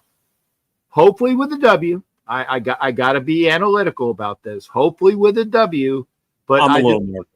Just want to see a strong showing. Yeah, that's all I want to say. I want to see the Raiders play football and not just look lackadaisical out there. Don't show up. Not doing anything, causing stupid penalties, stupid plays. I just want to see the Raiders play better. Yeah. Because we deserve it. It's been too long since the Raiders have been a shit show in the NFL. A laughing stock NFL. I ain't have enough of it. Because I'm a proud member of the Black Coat Jack. I told you the other night. I saw you. I got you. In fact, I have this on speed grab now. And since you had it, and I had it and I tried to fumble with it, so I had it on speed grab so I can get it a little bit easier for the camera. There you go. There you are. And I will say this: it's not a shameless plug. It's a fucking great for you plug. Yeah. It is an organization for Raiders fans. It's not a booster club. It's not a club. It's an organization for Raiders fans, and it's fantastic. I will say that myself and the Bishop went head to head on my show on Thursday because he says, no, you can't be a member of Booster Club and be a member. And I'm like, bullshit. Sure you can. Yeah, we'll see. He said, well, I had 29 chapters of blah, blah, blah, blah. And I'm arguing with the Bishop. And if y'all don't know, he is a real bishop. He is a real bishop. Okay. And I'm spitting fire with him because, he's ornery and I'm ornery, So, but I don't like yelling at him because you are yelling at a man of the cloth. But I said, listen, all I know is that if you want to be a member of the Black Hole, you can be a member of the Black Hole and still be involved in some other thing because you're not breaking your bonds. Doesn't have any what? Short on chat. Don't have any short on short chat. on. No. I don't get it. Oh, he wants to know if I have shorts on. Guerrero, the answer is no. That's why you have a copy of it. I I am not moving from this camera angle, Mike. In that, because he knows Mike Guerrero watches my show. Because I have to tell people, says yes, I have pants on tonight. I have my underwear on. I do. I have my underwear on. I don't go free balling in my seat. Okay, but no. He's trying out for an OnlyFans show tonight. You know what I'm saying? Like, it was just going to be an OnlyFans. We're a nation of OnlyFans. No, we got a Packers fan in the house. Welcome. Hey, there you go. Hey, Packer guy, I will see you for the Monday night game. Packers versus Eagles. Commander Jack. What's up, Jonathan Taylor? Welcome to the show. Appreciate you. It's good to see you, man. Yeah. Steve, how you doing, I just wanted to jump in, guys. I swear, I'm going to shut up. I hate monopolizing another show, and I don't want to do that. You know that. And I went on both of your channels so that I hit likes on both of your channels. If you're watching the show right now, give some love to both of these gentlemen. Go to the other channel, and then the other channel, go back, give them likes, watch the show. And I'm gonna do something, and I apologize for doing it. There is a gentleman that started his own show tonight. Okay, it's the Mad Bomber, and it's Mad Bomber Podcast. His name is Johnny Souza. Okay, he is a longtime Raiders fan who actually went to the Super Bowl as the Raiders fan that got representative, for the Raiders fan of the year or whatever. He was that guy. Okay. And this man knows his Raiders shit. Okay. He started a podcast tonight, and he has maybe 43 subscribers. Chris, we're going to get your subscribers up too, but give, and it's Mad Bomber Podcast. Okay. It's Johnny Souza. He talks football, talks Raiders football. And he's down to earth, and he's ornery. He drops some F-bombs as well. But I just want to make sure we share the love. Like I said, because you were talking about all the other guys that we got to get up as well. There's a lot of us, but we're all very fired up about our love for the team, and that's why I every time I'm off a show, I look to the left and I see who's on, and I say hello. I hit up the channels. And I pop in and say hello to give love to everybody. Give a thumbs up, give a like, because that's the way it should be. Give love to all you folks on here, because we're not doing this for money. Okay, we're not making money out of this. Okay, we're doing it because we love our team and we love the rapport that we have with our audience. I just subbed to him. Yeah, me too. I just got him. Yeah, he just got off the show 20 minutes ago. Yeah, he was on the show. He was on the show. His brother is a rock guitarist. Steve Zetro Souza. Yeah, Steve Zetro Souza is actually a rock guitarist. He's in a rock band. And so people were trying to guess. He was on with me last night. I had him on the show for like a premiere to promo him. And great guy. And I will be on his show next Friday. So after I'm on his show next Friday, what am I going to do? I'm going to bounce over here to see y'all. I'm going to, pop in and give. I stopped by the gal. She's a Carolina Panthers gal. She's got her own channel. Yeah, I know you're talking about. Prim and Proper Sports popped in there. So I bounce around to give love to everybody because I like to see who's on, and I do that. But again, support the folks that do this fun. What is that? Pack what? Pack fan Iowa said liked for sure. You guys are good. You guys are good. All love. There you go. See, we embrace all fans of teams. We don't care as long as they come in. Be respectable. We don't have a problem with it. Respectable. We're fine with that. We can talk football about your team. We're gonna talk about it. Who you think your best quarterback in the team is. We can talk about that. Just be respectable. Just don't come in there and talk Raider trash. Like some people just said Raider trash. Yeah, we know that already. Past 3 years they have been trash, but let's leave it alone. Damn right, Bueno. I'm in it for the Dunkin' Donuts sponsorship. That's all I ask. I want Dunkin' Donuts to sponsor me because I do this every goddamn show. This guy runs on Dunkin' constantly, every show. Dunkin' Donuts. I don't even want money. Just let me get free ice cream. Iced coffees. I'm good. That's all I want from them. Keep me supplied. Drink enough of the damn things a day. I spend like $25 a day on iced coffee. I hope you get that. I don't have a fucking. I'm not sponsored. So No, again, I know. yeah, I'm It's just funny. It's just like I do that on every show. I pull that out. Like someday it's gonna catch. So yeah. One day. One day. I would be like, well, I think Captain Morgan should fucking sponsor me. I used to hit Captain You know Morgan. what? That makes sense. Absolutely. That makes a lot of sense. Absolutely. And I do that in a minute. So that's what it is. Guys, I'm gonna pop out best Before you go, I want to ask you some questions here real quick. Okay. Yes, she said she was 18, and I made sure I checked her fucking ID. Okay, you're in the clear there. Okay. What are you gonna be going to the Al Davis Memorial in Brockton or no? I saw that. I'd like to. I'm gonna be flying up on Friday. Is that a Friday event or a Saturday event? Saturday. It's for 3:00. We've procured a bus. If we fill that bus up, we've got more that we can get. The bus is going to leave from Blake's Tavern at 1:00 on Saturday. It's going to go out to Brockton. The ceremony starts at 3:00. But as soon as the ceremony's over, we're hopping back on the bus. We're going to go to the house that he was born in. We're all going to get out, take a big group photo, get back on the bus, and blast off to Providence so we can get back in time for the start of the party. Okay. I'm interested in doing that. Make sure you send that to both me and Wood, because Wood's going to be there for the game as well. All right. I am. Let me see. Where's your Insta? I'm going to send it to you on Instagram. It's oh, you've already got it. I've already sent it to you. You've got the actual Al Davis celebration link, and you've got the Linktree account link that I sent you the other day. If you go to the Linktree one, it's the full itinerary that's open for the entire weekend.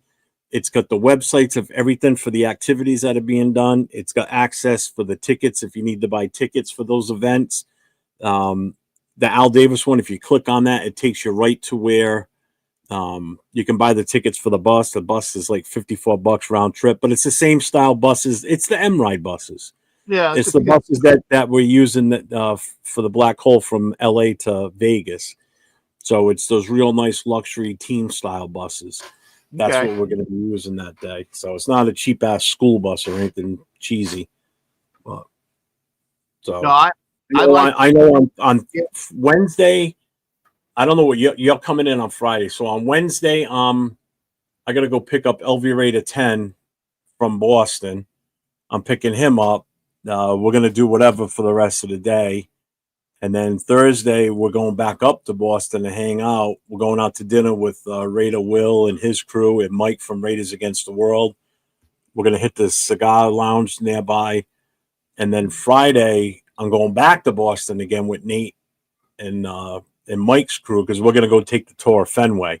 I've already been to Fenway. Nate's never been, but I'll do the tour anyway because I've never actually gone through the tour itself. So when is that Fenway tour thing? Because I'd like to possibly. It's Friday. That's set up for Friday at noon. Ooh, I won't be there in time. Yeah, because then after that, we're then going to go to Quincy Market, which is an old colonial building. This thing's huge, but it's got all kinds of different eateries inside of it. If people can buy like souvenirs, shit like that, and it's right in the historical section. It's right by where the Freedom Trail is. So there's also, stuff to do around there, and just kind of make it a chill day until Friday night. We don't know what we're doing Friday night yet. If we're going to go out somewhere as a group or whatever. All I know is when I get up and go to Boston on Friday, I'm not coming back until Friday night sometime. Right. So, and then Saturday's the party and everything. What about Thor having an event on Friday night? Huh? Thor, he said something about a Raider Nation drinking club event on Friday night. Oh, I don't know about that. I don't know the specifics, but he said something about Friday night up there. I'll have to try to hit him up and say, hey, when's that? But yeah, that I'm not flying in until like the afternoon on Friday, so I'll have to miss that. But yeah, I got to send me a fucking like I say to a hey schmuck message. I tell people this, and hey schmuck, if you start your message with hey schmuck, it means that I got to stop. It's a fraction message. It means that I have to do something. Hey schmuck, fucking get your ticket money together. Hey schmuck, blah, blah, blah. But yeah, a hey schmuck message, and it just I got a lot of things going on, and I want to do things, and I'm all in, but it takes me some little fucker get your shit together type message.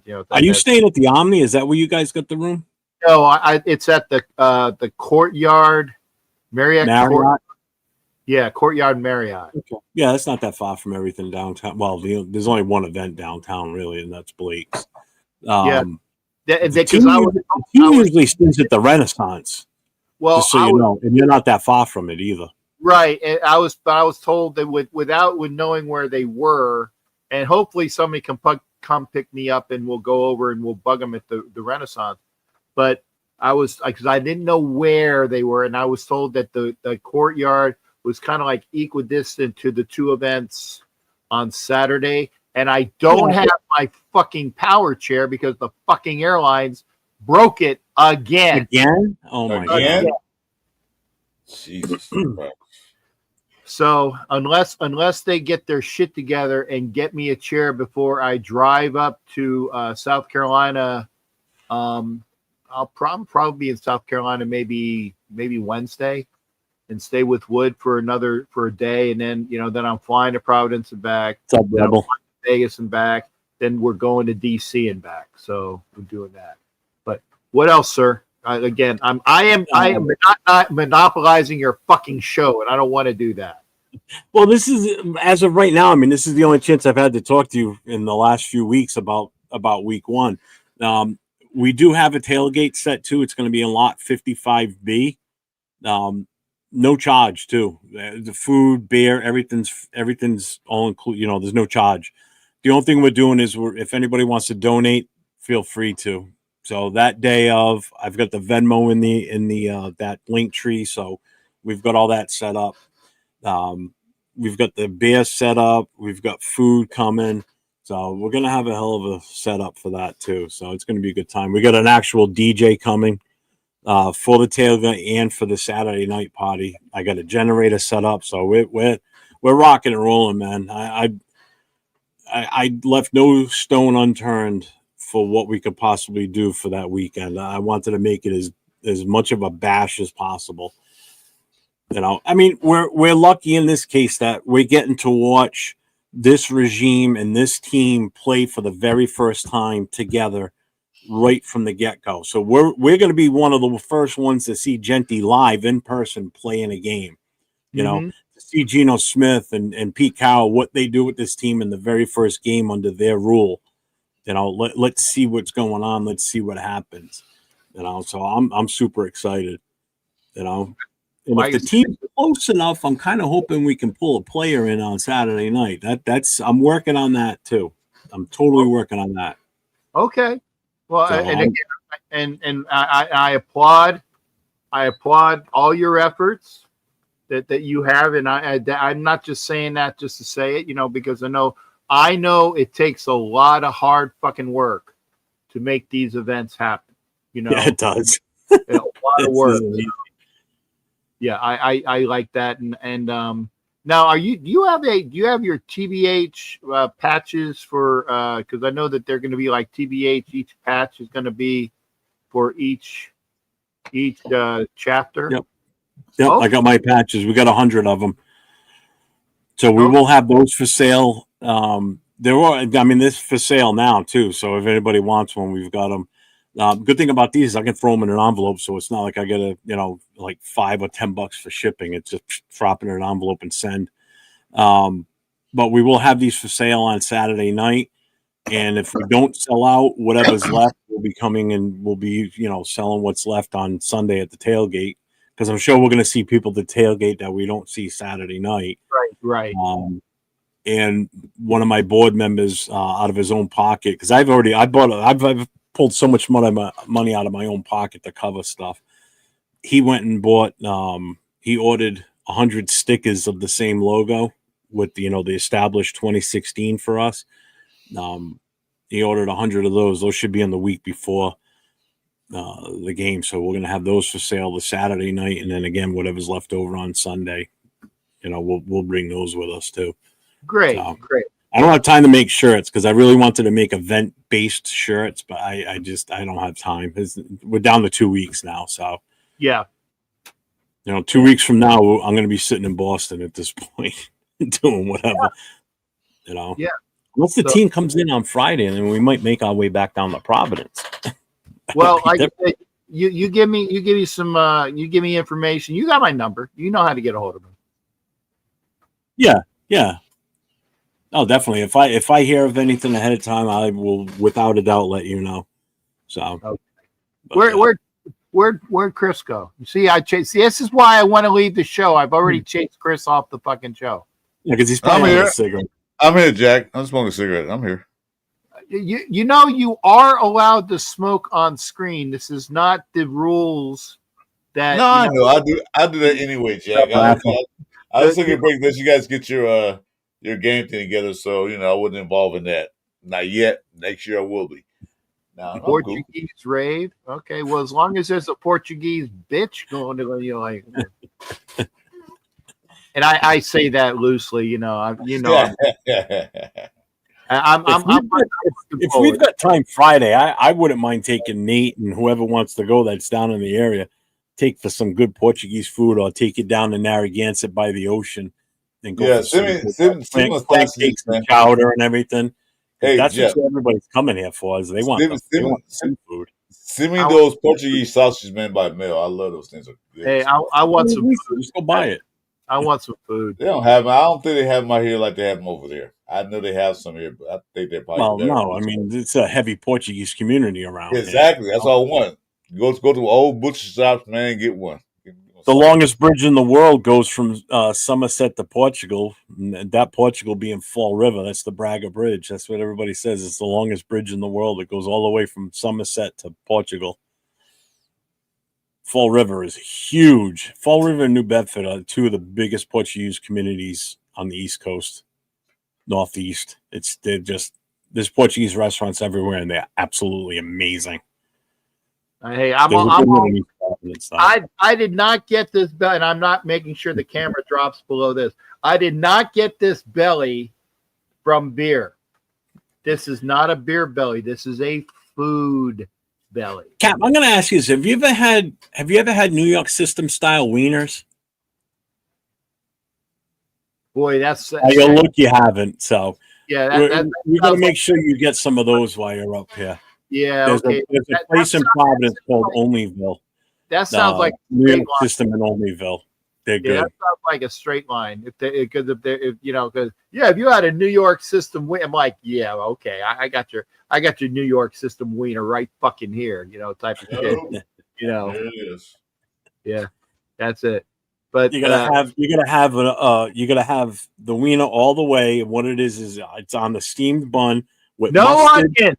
No onions. You can get it that way. So it's the mustard, the wiener, the meat sauce.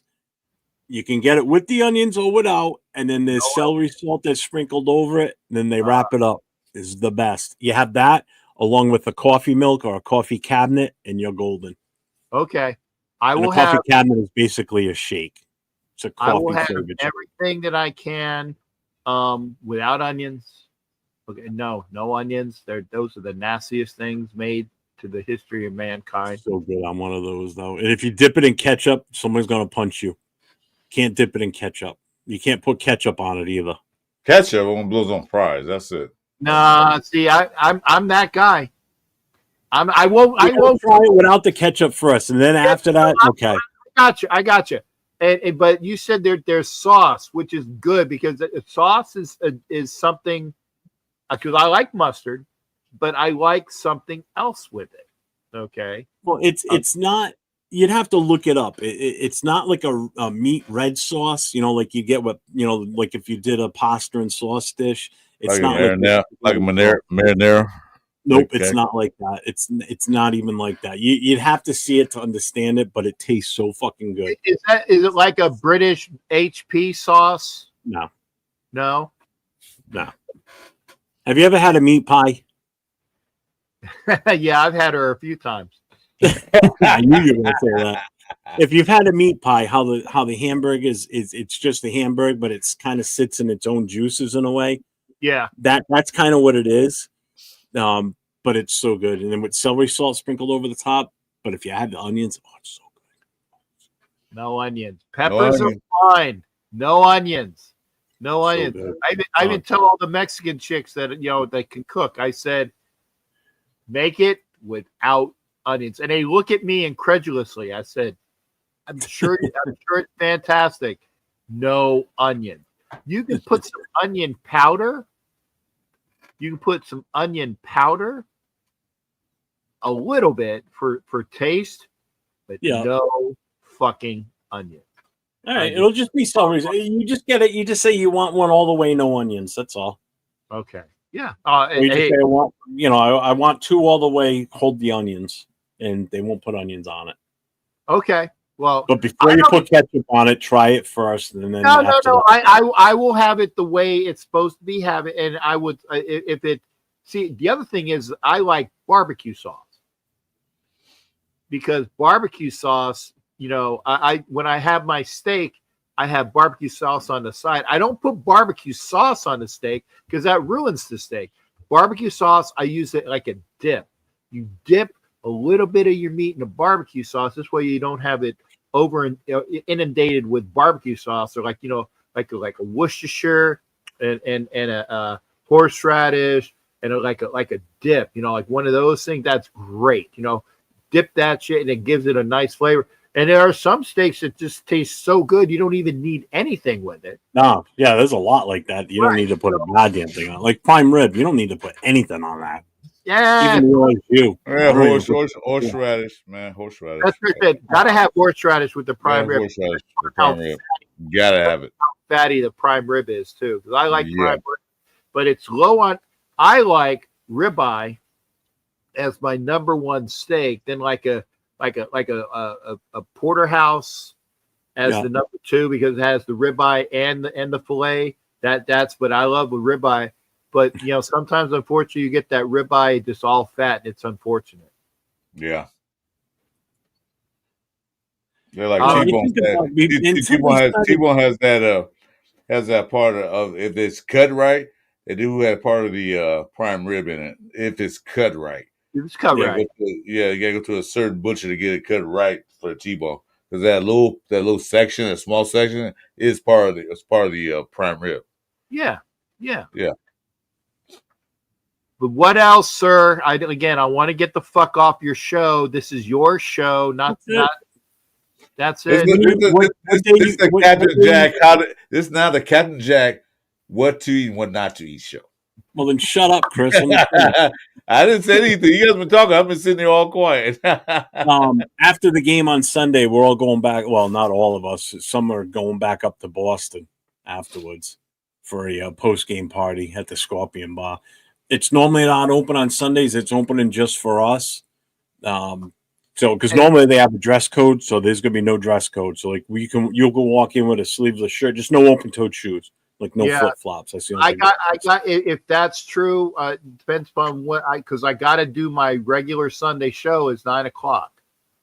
So we'll see. I mean, if I can do the show from there, I will. Yeah, I don't see why not.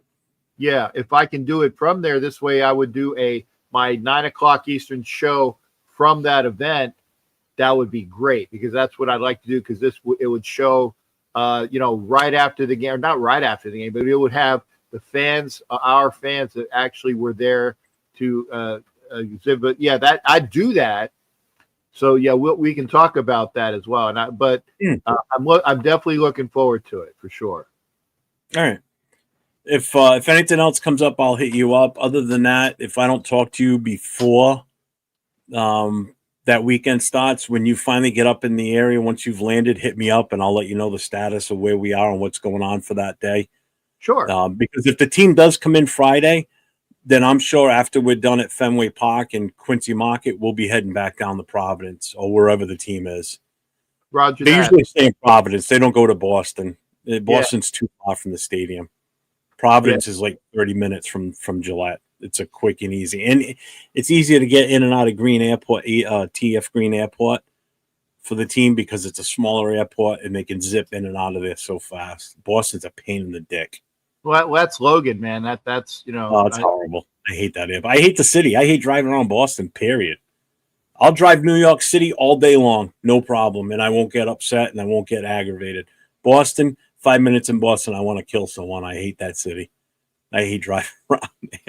I really do. It's such a dump. It's not so much a dump. It's just the way the city's laid out. The streets suck. Yeah. You know, everything's still based on cobblestone streets and horses. You know, so the streets curve all over the place. They cross over. The street ends here, but it picks back up a mile down the road with a different end, and you get lost. It's like, oh, shit, man. Before GPS, it was horrible. Horrible. No, I don't get mad on 6. Not a little less horrible. Uh-huh. I don't have the comments on, so I'm missing shit. Let me put the. I don't see the. Okay. Horseradish is not fucking nasty. Bueno, horseradish is not fucking nasty. It's good. Captain Jack has spoken to a woman in years. I'm speaking to women. Now, I won't. Big Papa, Big Papa, Captain Jack. Okay, good to see you. Yes, I trust me. Prefers clam to wiener. Now, Ardell's got that's for sure. Yeah. I prefer clam to wiener. Cap stress eating. Yeah, bueno, I am stress eating. I'm sorry, I'm just hitting these now. Yeah, I haven't been keeping up with them. Dude, we just been talking about everything. What's up, Shopkey? Yeah. So I'm not gonna go back up all, but I'm looking forward to seeing everybody. So it's and this is my time of year, man. Like I said, I have my family. My family is Raider Nation. I firmly say that. You know, I don't have any familial ties. I have was it like a cousin from my dad's sister's kids. They're all I don't even fucking know them. I don't know them. You know, very what do you call a fucked up family? There's a name for it. Dysfunctional. Thank you. Yeah, my family was dysfunctional. My nuclear family was dysfunctional. I don't even know them. So technically I do have some people there. I know on my mother's side, I have cousins in LA that I know that are cousins, and they're nice. They're nice people. You know, my great aunt and like my cousin. But on my dad's, no. I on the Levy side, no, I don't know. But my family is Raider Nation, so it's like people that I see, that I go see at the games, that I see on, on here when I'm talking to them, with like Chris and Jeff and anybody else out here, anybody that knows me through here, y'all family, and that's what it's like to be with people that you love and enjoy. So that's it. I got to see one of these days. I'll meet Kevin, a cool Kev, because cool Kev, likes to throw my mundungus out more than I do, so that's the way that is. See, for me, this relates easy, the whole familiar thing, because being a former firefighter, I could go to another state, another city somewhere, walk into a firehouse and feel welcome. Once you start talking to them, tell them you're on the job wherever you're from, you just have that camaraderie and you sit down and you just enjoy a meal with them, whatever. Even though you've never been in that city before, they'll treat you like you've been on the job with them before. With the Raiders, it's the same thing. Like, I could be walking down the street somewhere and see someone walking towards me, and you spot the shield a mile away, and you automatically know as you get closer, you're going to strike up a conversation with that person. So like people coming into New England for this week 1, game, when they meet other Raider fans that they've never met before, they're going to be welcome with open arms, because you see it all the time at Raider parties and Raider get-togethers. Even though you're a stranger and they've never met you before, you've got that common bond, and it's the love for this team that brings people together, and you just strike up friendships and conversations, and it just blends. You know, It's you like just fit right in with the crowd, and that's it's the like best part. Chris, you it's like experienced that at Bakersfield. it's like this, Jeff. Like I go to stores, anywhere you want to walk in life, you go walk around.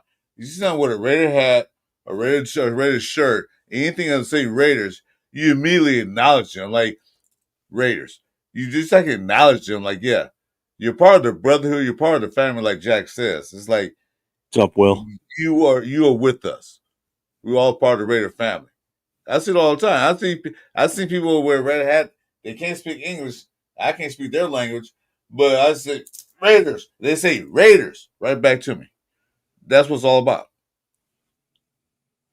It's See, real. and it's a big deal for me over here, because you don't see that many. Any Raider fans I know around here, 99% of the time, I already know who they are. It's when I'm out somewhere and I see somebody I've never seen before and they got a Raider hat on. It's like, I want to talk to that person because I want to know what their story is behind that. You know, what makes you, I know what makes me a Raider fan, and I know how long I've been a fan.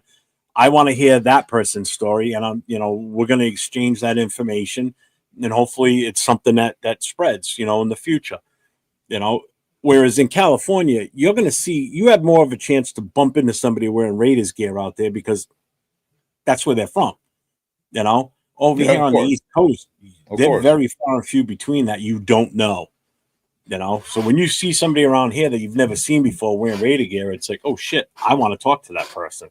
Yeah, I get that. But still, we got to mix teams out here. We got the chokers and the lambs out here. Then they got the Weiner fans. So we have a lot of fans out here. But it's more. But just to see a Raider, someone with a Raider hat on, a Raider jersey or whatever, you still acknowledge that person, because there's you can walk to a Maltwood, if they still exist. You can walk in there and you see a bunch of different people wearing different teams. But when you see that one Raider guy, or Raider gal, Raiders, always. Perfect example. Wife and I, we went to Block Island, so we have to take the ferry out to the island. It's like an hour and a half ride. On the way back, I see this kid getting on the ferry with us, and he's got a Napoleon Kaufman shirt, not Napoleon Kaufman, McFadden jersey. So I'm like, oh shit, I'm gonna go sit down and talk to this kid. So I sit down next to him and I start talking to him. I said, oh, you're a Raiders fan, blah blah blah. You know what he says to me? He says, no, I don't like the Raiders. He goes, I just like the jersey. I literally didn't say another word. I got up, turned my back to him, and walked away and went and sat with my wife. I'm like, I don't want to talk to you now. You're only buying it because you like the jersey. I have nothing in common with you at this point, then, other than the fact that you're wearing black. Other than that, I don't give a shit. I don't want to talk to you now. I'm done. Well, and that's the one thing that I always, because you were saying, you see the logo, you see the shield, okay? And I will go up to the person, and hey Jen, I definitely want to make sure that we give love to all the Raiderettes out there in California as well. Hopefully, I'll see you out in Vegas. I ain't going to SoFi. Fuck SoFi. I feel you. Yeah. But hopefully, Jennifer, you can come on out to Vegas and we'll meet. But getting back to it, you see somebody with a hat, and you see the shield, and this is how I go up to them, and I hate saying it. I'm saying, are you a real Raiders fan, or are you just wearing the gear? Yeah. And I hate saying it, but that's true, because there are so many people that are wearing the gear just to wear the gear. Okay, it's a fashion statement. And if they say, "No, man, I'm a real Raiders fan," blah blah blah blah blah blah, then we strike up the conversation. If they say, "Nah, man, I'm just wearing the hat because I bought it cool," or I say, "All right, that's cool," and I have a good day, and I just like you were gone. Yeah, on 6, that's so true. He goes, you know what drives me crazy? When I see somebody with a Raiders hat with another team's jersey, like you have no loyalty in your body whatsoever. There's a picture of when the web, somebody had I forget what jersey it was, had a Raider jersey of a team player and had a Cowboys hat on. I said, make that make sense. I'm like, Yeah, what the?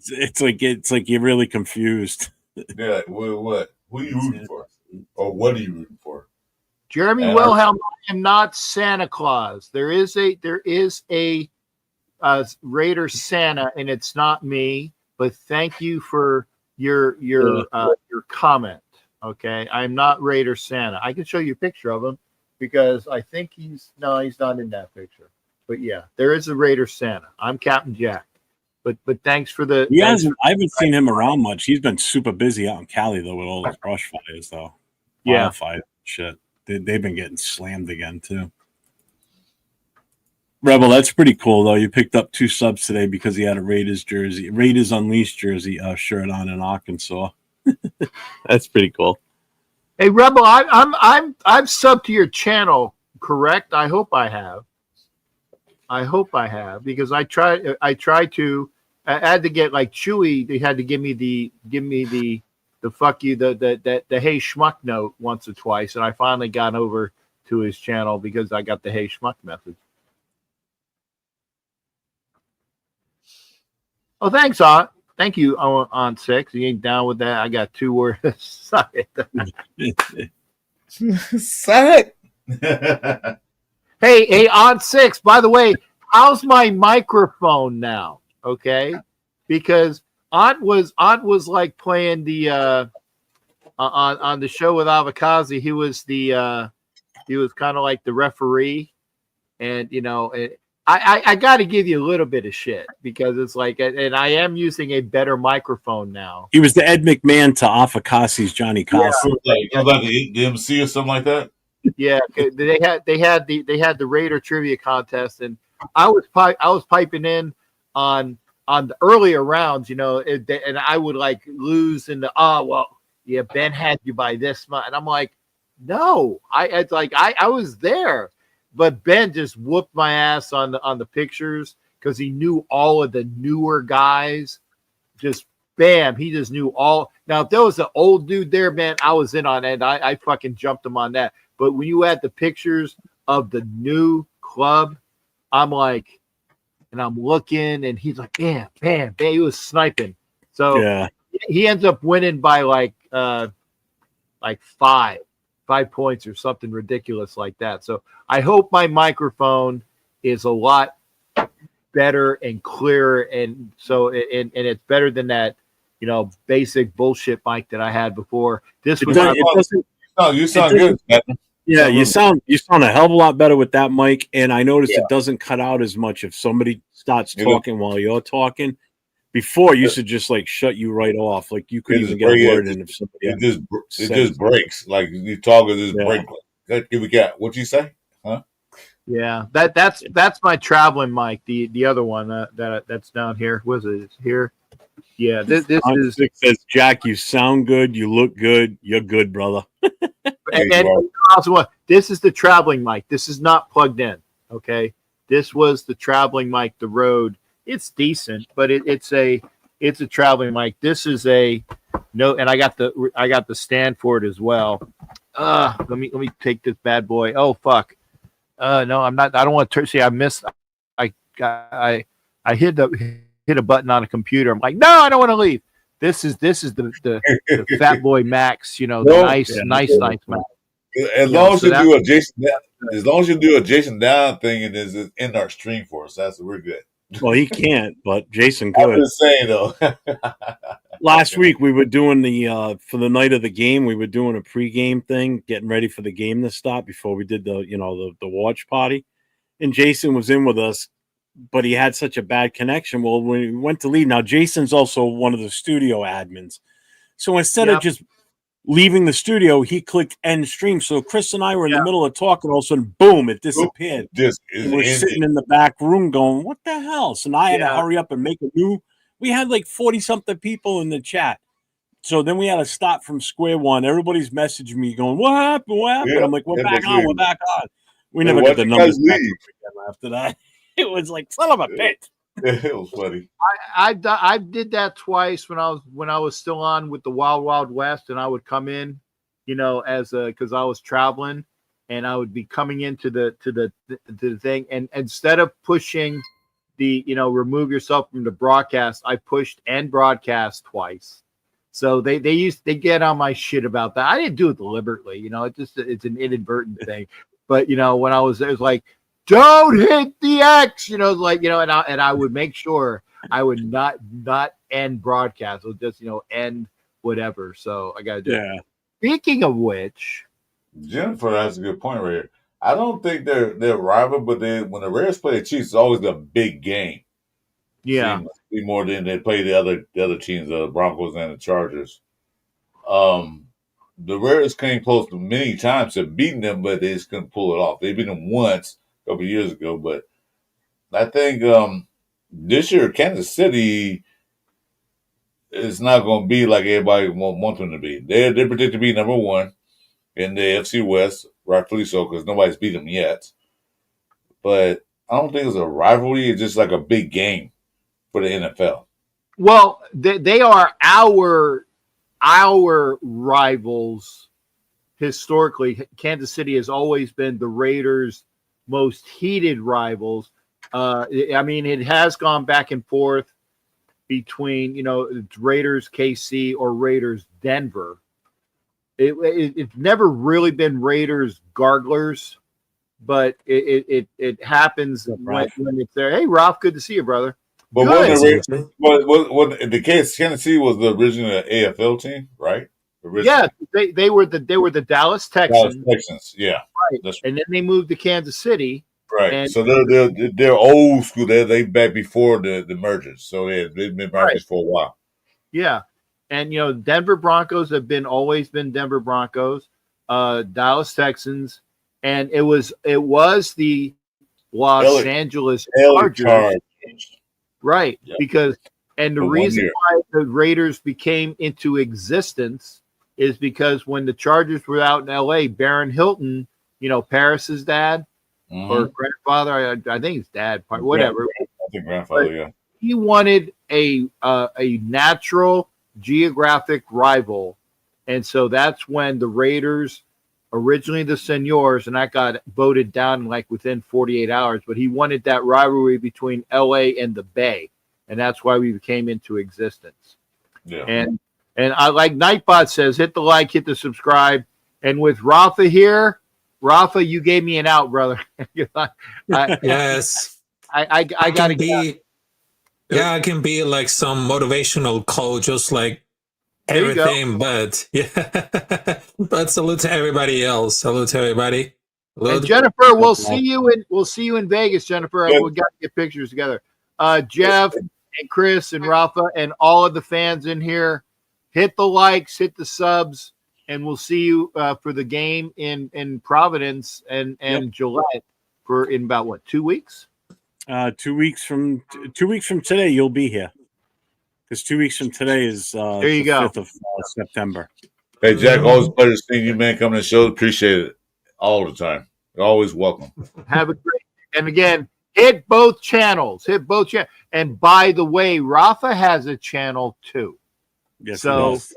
Hit Rafa's channel because don't just bust out on him. And where's the flags in Iowa? I hope Baron Raider in Iowa wears the flag because he's in Iowa. That's Baron Raider, and he's a TBH guy as well. I'm shutting up, guys. Take care. I'm outie, and have a great rest of your show. Go Raiders. Thanks for stopping in. Appreciate it. You bastards and you wenches. I got something for you. Go put your pants on. At home, we no pants. What's up, Rafa? Hey, how's it going, everybody? Rebel, the link's in there if you want to pop on, man. Unless you got a show coming up soon. We'll be on for a little bit still. We've only been on for 2 hours, so that's all. Feels longer than that, doesn't it? No, because we don't talk about food. Yeah, because I know that my internet is kind of really slow, but you're in a slow. This week, you're in a slow. Yeah, but it shut me down. I had to go reset it. But this week, because we have the last game against Arizona Cardinals, but we're going to rely on the pass rush. They'll be like in running more than the regular zone, because during like all this last preseason games, we have literally only ran zone and 1 billion soon to boat, because we had to cut the pick. That's what I said.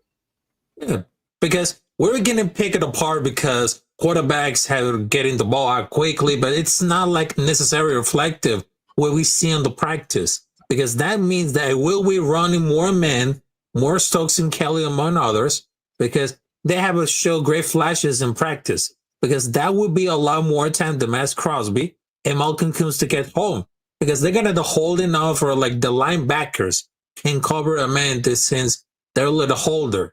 But I realize that because they historically runs with a lot of zone too, because the cover three is Pete Carroll's entire DB philosophy. So unless it's done is absolutely about what gave me the success for the 2 decades, I mean, that's gonna be happening. But I know that Pete Carroll run a lot of cover 3 with the Legend of Boom. So we'll have to wait and see, because they had to emphasize that the main goal, it's proving out the child that our defense is better right now, because they'll be more clear after those games. Because whatever is cooking a lot, I mean, this is going to happen a lot. It's going to happen a lot because they don't want to put a lot of code pressure. Like I said before, guys, there's no excuses at all, because this is time to shine. It's time to wake the fuck up, choose violence, and this is Raider Nation, motherfuckers. Motherfuckers! Yes. What's up, Will? How you doing? How you doing, brother? Good. What's up, family? What's cracking? Oh, not much, man. Not much, man.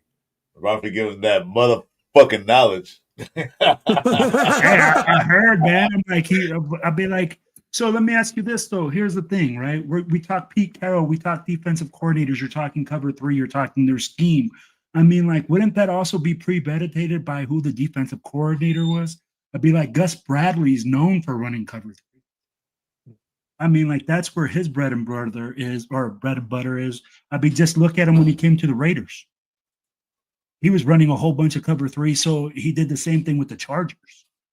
I'd be like, and that's where I think, you got to look at it for what it is. Your defensive coordinator is going to call your defense. He's going to make those adjustments. And I think Patrick Graham is a very, like, his philosophy is a little bit different than Pete's, right? I'd be like, if you look at it, we run a lot of man-to-man. We'll run some blitzes. We'll do all those other things. So it's really going to be an interesting thing to see how those two work together. And they 1 second, Will. This is for Furpo. James Furpo's in the house. Raiders. All for you, Furp. All right, Furp. Right, sorry. No worries. I'm just saying, I think it'll just be interesting to see how they work together, because it's going to take both of them working together and coming up with a strategy to put our defense in the best positions. Yeah, I think that's why Pete Carroll asked Graham to stay, because remember that in last season when we did all the coach change before we got Pete Carroll, Graham did not want to sign that extension with the Raiders. He said, "Nah, I think I'm done. I'm gonna see my chances somewhere else." Pete Carroll came in and talked to him, say, "Hey, I need you to stay." So I think their philosophies might be a little different, but they're almost similar. So that's why I especially going to stay. You call a defense, I'm gonna tweak a defense. I'm gonna tweak a little bit of it. So call these plays for our D-backs, our linebackers. So I think that's why he's still here. Because he signed 2 years? Yeah, and I mean, like, honestly, let's be real. The defense wasn't the problem the last couple of years. It's been the offense. The offense has been so terrible that we can't keep. People go like, "Oh, our defense is letting them score," but I go like, the defense is not meant to be out there 90% of the game. When you're chasing the ball down 90% of the game, you're going to be tired. Exactly. We couldn't get a first down. We couldn't buy a first down for some games. So how is your defense going to be out there for that long and then be like, hey, we're going to produce at a top level? It's impossible. It's like I said, the defense going to get a stop. They punt the ball, we get offense. As soon as they sit down and drink some Gatorade, they right back in the game. They get a chance to take a breather or watch the little game tabs. to see what they know what they can improve on. They had no chance to do all that, but they still did a hell of a job and keeping the offense down on the other side, getting the ball back, but the offense couldn't score. I think this is going to be a lot different. I think so too. I think us being able to matriculate the football down the field, keeping consistency. I mean, like even getting first downs. Let's be honest. How many games did we go last year where we were just begging to get a first down? 3 and out, fumble, interception. 3 and out, fumble, interception. Okay. And then the last game gets the 49ers. How many times we punted in that game? One. I don't want to see. We have a great top league punter in the NFL. I don't want to see him on the field no more. I want to see him on the sideline joking and having fun. I want the offense going down and scoring a touchdown. I would see the field goal kicker kicking extra points or field goals than a punter punting the ball. That's what I want to see. No, I get what you're saying. I mean, like, do you think we'll get to there where we're consistently running the football and we're consistent on offense this year? I hope so because we got a running back that look like he can do it. We got a quarterback who's experienced and know how to throw the ball. Offensive line look like they're starting to gel in this last game. Well, I don't think they're going to play this weekend, but let's see if they can gel. They get the blocking right and everything else. All they got to do is open some small holes for Gentry. We saw that. And protect Geno Smith. That's all they have to do. Nothing fancy. And then with Chip Kelly calling plays, they don't tell what's going to happen out there. Because because I think Jason Downs earlier, when last time seen a Chip Kelly offense where there's nobody in motion, nobody moving around? I never seen it. We were super plain Jane. I mean, like, I think in this preseason, people were expecting us to bust out every single thing we had. And, you know, it just doesn't happen that way. Let's be realistic. I mean, like, these guys are just barely going to show, like, you know, the bare basics. Right. And I really do think that he got some tricks up his sleeves this year that are going to make our offense explosive. Oh, you know he does. You know, because it's all vanilla. Say, why not doing this and that? Why are we going to show the rest of the NFL our playbook in a preseason when our real guys not even out there?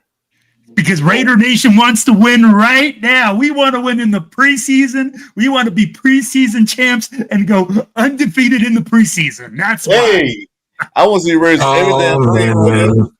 There's been times where some teams were like just dominated the preseason because I remember preseason was 4 games. They were dominated 4-0 preseason. Getting the regular season, they won 3 games. I'd rather lose every preseason game and win 10, 12, 15 games. So I don't care about preseason. You know, but at the same time, tell me, guys, like how often you guys see it that right now because we're not producing. Well, Genty, he got 4 carries and got -1 yard, or 3 carries or something like that. -1 yard. Yeah. People were dying. People were calling him a bust. People, 3 carries. I'm like, how do you analyze 3 carries and call a guy a bust in the preseason? And that wasn't his fault because the offensive line didn't block for him. The guys in the backfield when he got the ball. It wasn't. And that's where I'm like, man, we are so unreasonable sometimes. I'd be like, I was laughing when people would send me a message telling me that he was a bust, telling me that he's made of glass, telling me that this guy shouldn't have been picked at 6. I was like, the man has had 10 carries in the preseason. 10 carries. How are you going to evaluate a quarterback off 10 carries in 2 games? They can't. They only saw 1 preseason game. Oh, he a bust. What you expect him to run, like 20 times for 150 yards? No. That's preseason. He never run that much. No, he ran for his average carry in his last preseason game was 6.7 until they got 6.2 till he got to the goal line where he ran 2 short 1-yard carries and dropped down 4.7. Hell, our average yards per carry last year was 2.8. I would take a 4.7 heartbeat. I just don't understand. I mean, it makes sense. Yeah. Go ahead, brother. Go ahead. All right, James, thanks for coming in, bro. It makes sense at all. But I'm really just hoping that we need more consistent tackling and coverage out of the defense. Can the receivers, other than Myers and Brock Bowers, get open quickly? Can the offensive line run block with consistency? And will Cam Miller show enough to make us think that can be like the quarterback number 2? I don't think it's going to be really safe, but somehow it's going to work it done. Because after we just lost, it's time to prove each other who we are. With more consistency, more tackling, and of course, more power to the defense. Rapid, did we really lose that game? Did we really lose that game? I It saw a was great against, thing. it was against I saw a San lot of Francisco great things. 49ers. I saw a great things out there. That's some things that we need to work on. That's all Oh, preseason yeah. I look for. I look for things that who's doing what and what we James. can fix. Because if you remember the game in Seattle, we saw what needed to be fixed. The following week they fixed that shit. The line wasn't blocking in the first week. Oh, okay. Second week they were blocking their asses off. So each piece in the game is like, okay, we need to fix that, and they fixed it. Then came receivers open. Yeah, Thornton open a couple of times. Geno Smith got to get his timing down and throw to him. Brock Bowers, you saw the first play. Geno Smith went to him immediately. It wasn't a run play. It was like a 20-yard pass. So they're fixing things. They're looking at Agreed. things to do. So you know what? I love the fact. Sorry, James left. I had to do it for him. It's all right. Yeah, Chris, I love the fact that you're bringing up that all these things are being fixed, and I agree with Rafa. Or it's Rafa. Is it Rafa? All right. Yes, Rafa, yes, that's me. All right. I agree with you, brother. But let's be real. I'll be like, we've been asking for those things. Can the corners tackle? Can we get a tackle? Can we get pressure? Can we get all these things, right? Well, I think one will alleviate the other. If you have a great pass rush, it alleviates the fact that your secondary isn't as strong, right? If you got strong coverage, it gives your guys up front the ability to get to the rusher. So it's going to be one or the other. I don't think we'll have both. Well, you'll see, a fast, front four and then a fabulous back or a secondary. You just won't see it. I'll be like, well, is it being developed? I do think it will be developed, and I think our defense is going to be a lot better than it was last year. I'll be like, I see them hungrier for the football to create turnovers and to make big time plays. Well, who did we lose last year on defense besides we lost Spillane. Yeah. We lost Epps. We lost Marcus Epps. We lost who's the other safety? Or who's the other safety? Merrick. We lost Merrick. I'd be like, we're all new in the secondary. Yeah, but like, we don't have one returning guy. But the guy they replaced him with is just as good than the guys we replaced. Everybody thought it was Spillane. Spillane was good, was a splash player. He's only him and Max is out there. Spillane was not that good in run defense. He was not. If you look at his stats, he was not good against a run defense. So Roberts probably a little better. We have to see how he plays in the run. And preseason he only played like a small taste. But then they got more linebackers to cover that. Because last year it was just in the linebacker core, it was just Spillane. Diablo wasn't crap. He didn't do anything. He said, "Well, he's a great, he's not a great cover linebacker because there's time the guy got the balls always in front of him. So did we get him a linebacker core? I think we have deeper room now. I definitely think we're deeper. I just think people don't think we're as talented, but there's where there's that misconception. No. Well, one thing about Red Nation is that we see one player who makes great plays and great splash plays and do this, we fall in love with him so quick. But they'll look at the other side of it. Well, okay, he made an interception. Great interception. Love it. But when you look at the other spectrum of it, his run defense wasn't as good as people think it was. So you got to look at both sides. You got to analyze both sides. And rare fans are rare fans. We fall in love with a player and we fall in love with them deeply, and then we hate they leave. But Spillane wanted more money. We want to go somewhere else. Okay, adios. We got somebody who is great in run defense on the linebacking core. Not a good cover guy. That's why I got other guy, Devin White and then Pittman. That's why I get the other not Pittman. Well, another guy. The guy was in Cincinnati. We got other guys who can take that place. So we lost 4 guys on defense. Replaced them with 7. I think we're doing all right. Mhm. It is right. And I agree with you. I think right now we're stronger. I think people get enamored with the big name like Spillane. You know, everybody was like, "Yo, oh, we lost Spillane. We lost Spillane. We're doomed." And then I mean, like we picked up Landon Roberts, right? And I think we picked up the guy from the Pittsburgh Steelers. We picked up the guy from the Boston Patriots or from the Boston Patriots from the Boston Patriots. those guys, whatever their name is, you know, but I mean, like from the Patties, I'd be like, we picked up that guy, and I'd be like, they are really good linebackers. From what I've seen in the preseason, those guys are doing their job. They're excelling. I mean, like, and bringing in, let's be real. I'd be like, we replaced Divine Diablo with I can't remember the name from Devin the Seahawks. White. No, from the Seahawks. That we just moved him to linebacker. Adams. Yes. I think that's the position that Adams is playing now. He's playing Will back. He's playing that weak side backer that can cover. Yeah. And that's exactly where he should be. That's the exact hybrid that you're looking for in a 4-2-5 defense. He can cover, he can blitz, he can block, he can tackle. I mean, not block, he can tackle. Yeah. So, no, everybody's panicking about the linebacker room. I think we're fine because we got depth in linebacker room. Like I said, it was in Spillane. If the Raiders wanted to keep Spillane, they could have paid the money and kept him if they wanted him.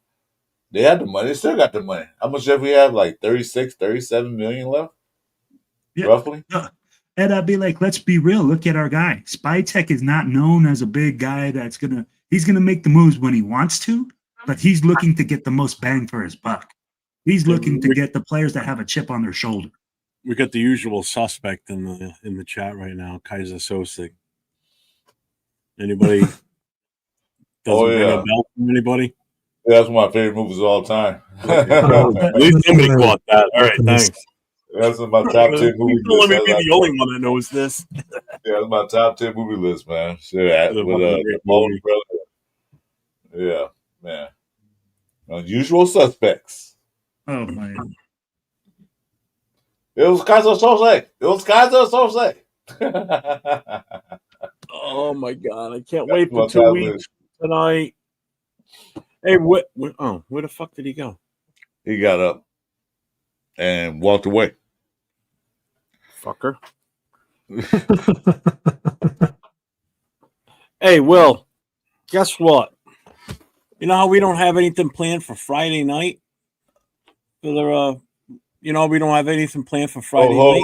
Hold on, Jeff. Hold on, Jeff. Yes. Okay, we got to do this right quick. What's up, Gravy? Hey, Gravy. What's up? Raph, I don't know if you knew this. I don't know if you heard yet, but Gravy told me earlier that his father-in-law passed away last night. So we opened the show up tonight, Gravy, paying respects to you and your family on the loss of your father-in-law. So again, prayers to you and the family. Our condolences on behalf of the show and the 4 guys up here on the panel right now. So, and anybody in the chat. So salute to you and salute to you, baby. Best wishes, brother. Salute, brother. Salute to you, Gravy, and much love and respect. My condolence, and God bless you too. God bless you too, Gravy. There you go.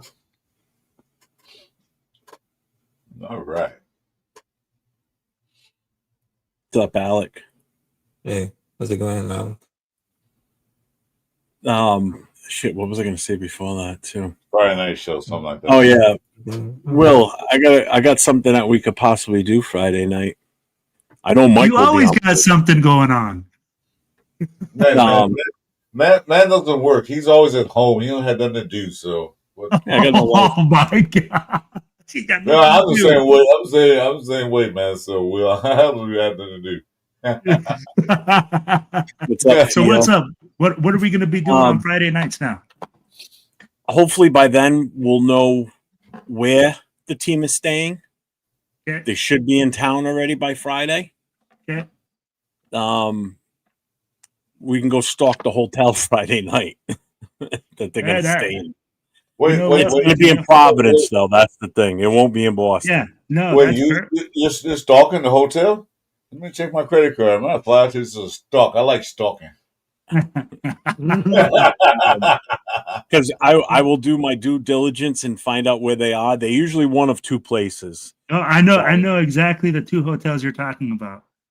Yeah, the Omni and the Renaissance. The last time they were here, they stayed at the Renaissance. Actually, the last two times they stayed at the Renaissance. That's where they usually stay up here in Denver too. So I'm and I think usually that's over there. where Mark's staying too. Actually, Wait, you're in Denver, Will? I mean, you're in Will. Because that's the hotel I told him to stay at. You're in Denver, Will? No, Chris, I'm actually in a small town outside on the border with Utah. I live in Grand Junction, Colorado. But I go to the games. I go to a lot of games, and I go to a lot of places to meet up with Raider Nation. So, what do the Ducky fans see when you're ready to get? Did they mess with you, or what? So I'm gonna tell you like this, man. Going to different stadiums, right, and going as like a Raiders fan, it's been quite an experience. I think Denver's honestly not that bad. Like you're gonna get heckled some. Yeah, you're gonna get back and forth, but I've never had an issue. Never really seen anything go down. And I mean, like, I've been going for the past 15 years. Mm. So I mean, like, I can't complain. I mean, like, I've seen it worse. I've seen some people throw blows, and I mean, like, I've seen some people get kicked out. So not too bad, man. Yeah, it was like that in LA when we were raised in LA. Man, when the other team, especially the Chargers came in, it was like a SWAT alert. They're trying to charge the Raiders in the Coliseum. It was like a SWAT alert. Yeah. Theo, welcome to the show. We actually have a gentleman that comes in all the time and chills with us named Marcus Banks. He's a huge Titans fan. Titans fans are welcome. Any fan of any team's welcome as long as you're respectful in the chat. That's all we care. So welcome. Make sure you hit that sub if you like what you're hearing and what you're seeing. We appreciate you being here. Appreciate that. Yeah. Kaiser wants to know what we think our Raiders record is going to be. I'm in the 9-8 win territory still. I started at 10. I ain't gonna lie. I started at 10. I was super hyped up. I was like, "Oh, bad, we're gonna get this 10" because Pete Carroll's a 10-win coach, and I still believe he's a 10-win coach. But I think you're right, Jeff. I'm looking at 8 to 7 wins. I'm going 20-0 through ball, baby, all the way high. He said 20-0. He going undefeated to the Super Bowl. Whoa! No, I like to see 10 wins.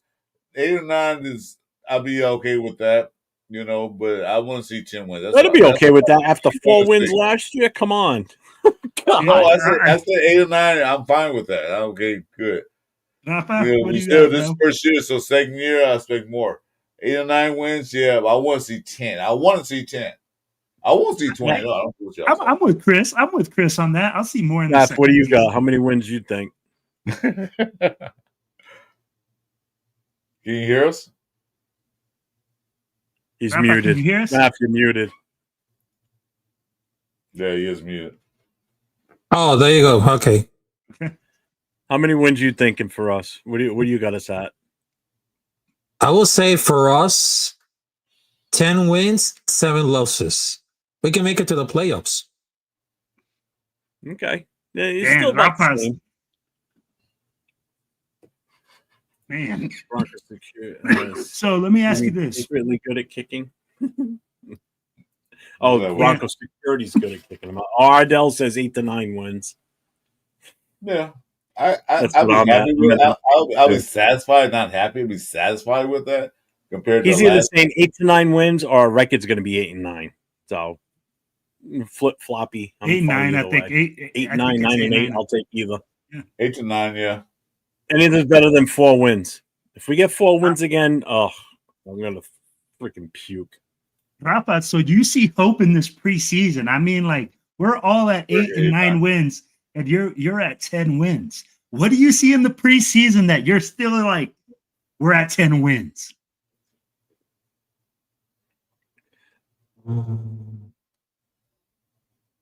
I can see that I'm going to cover the record. Because of the record?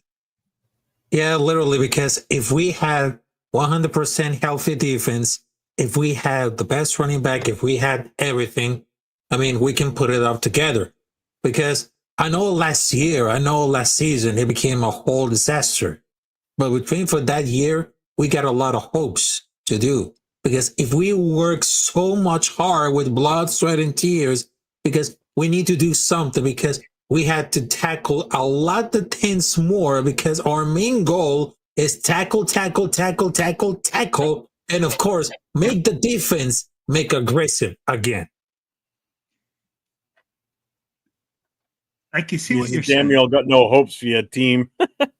It's not that we don't have hopes. We're just trying to still be realistic. Wait, yeah. I don't sit here and think we're going to get a 12. We're going to go 12-5. Some people think we will.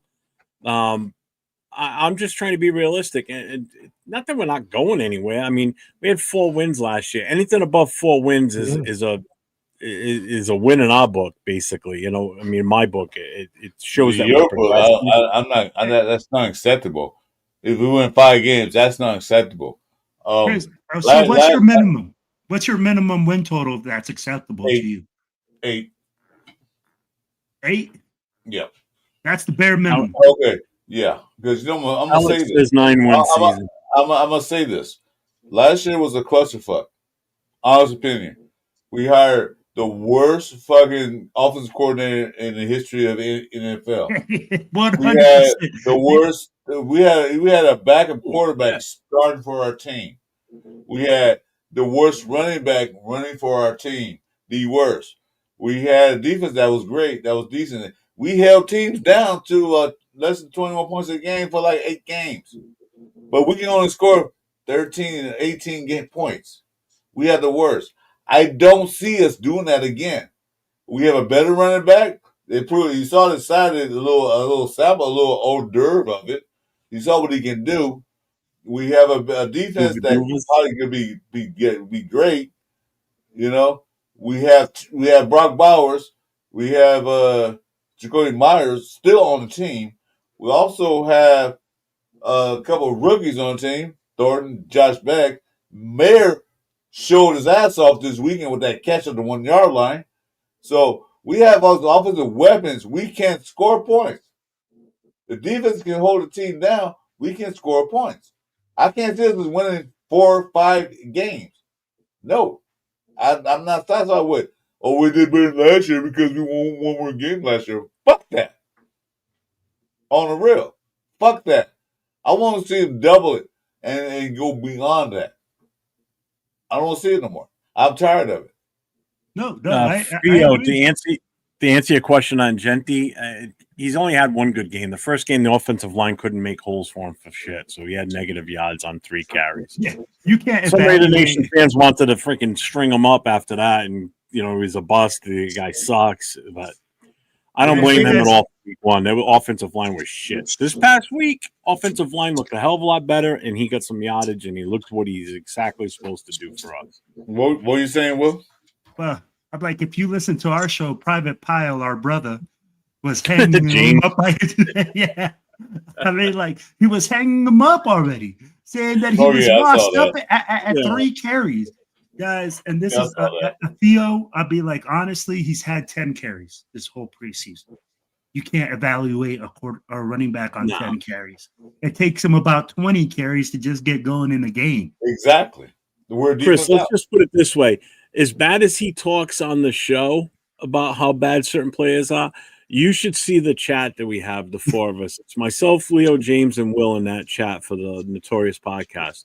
And my God, does he just rip on players? It's so bad. It's horrible. I was in for a minute. I thought it was Oh my God. But that's the thing, right? We have a lot of Raiders fans. I can see he was a 2-year vet and he shouldn't have been. Yeah, okay. He's a rookie. Plus, the line didn't block for his ass. And what we do? We corrected the second game. And what they do? He ran. Yep. Oh. And like I said, I told Jeff, Jeff, he said about if he'd have played the whole game, the whole 3, he probably had 120 to 150 yards of rushing. Mm-hmm. He probably had 2 touchdowns, maybe 3 at the most, 4 tops. If he'd have played the whole game with Geno Smith in there, with the offensive line, where they were blocking, with the receivers out there doing it.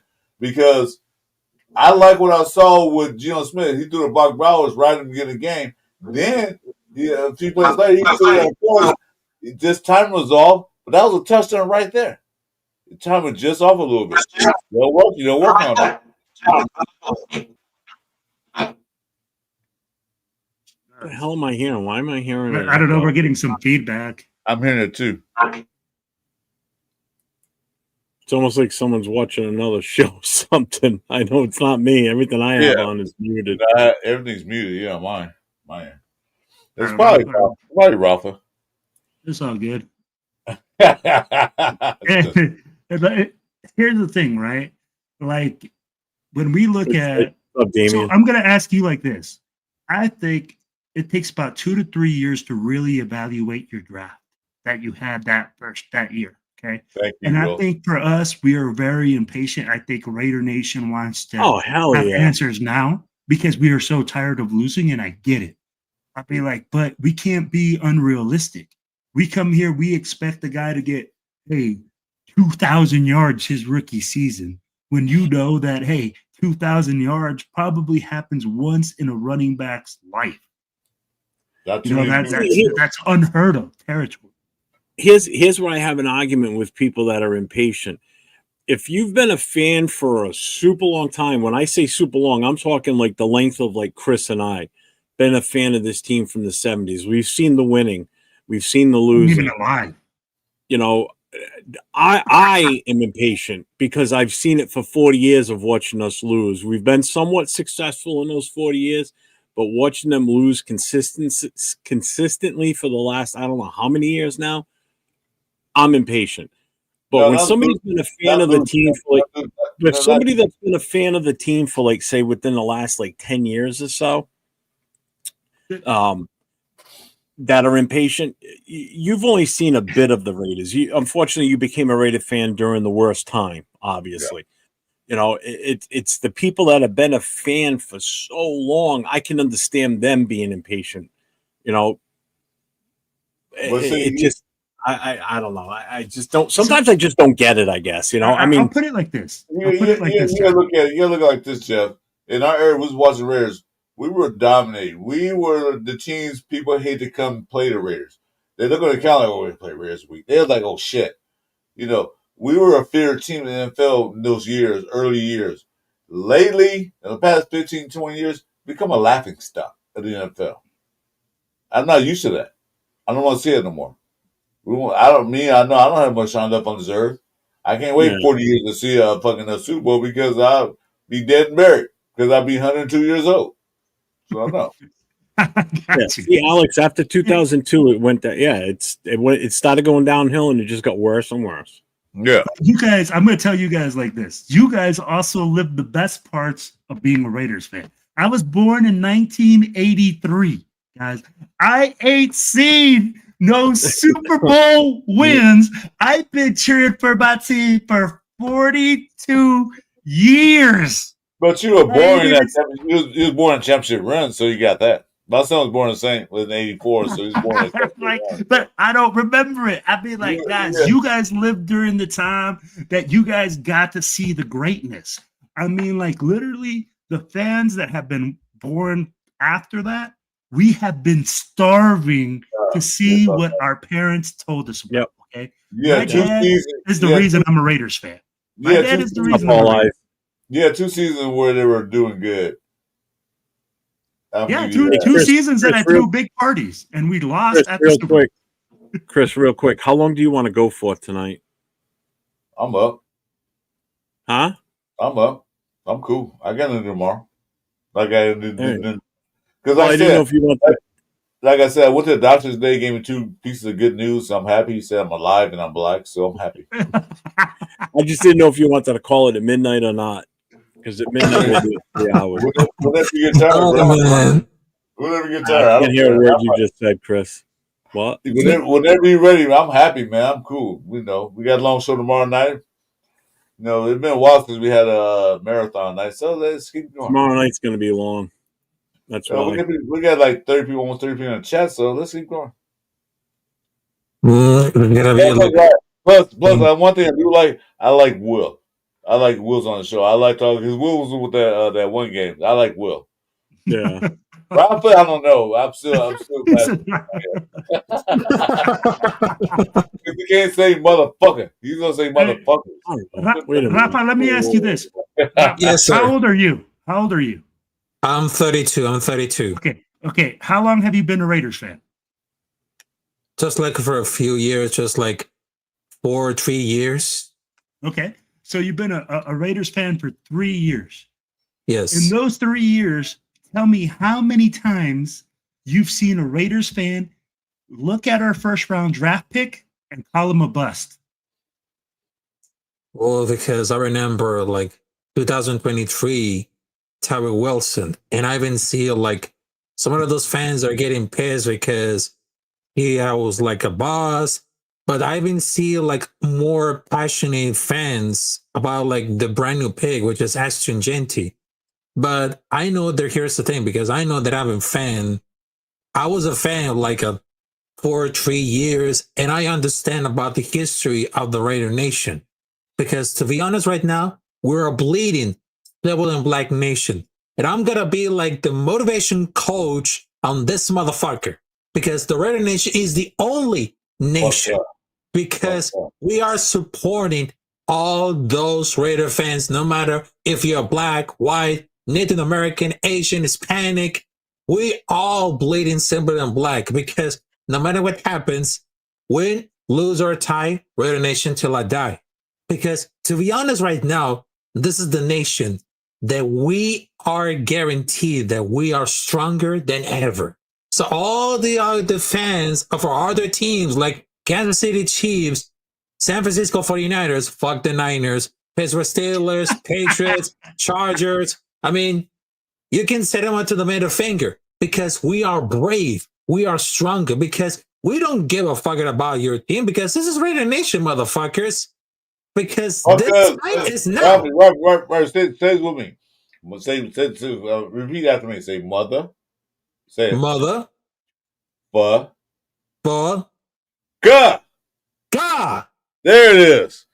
Say one word. Motherfucker. Motherfucker. There we go.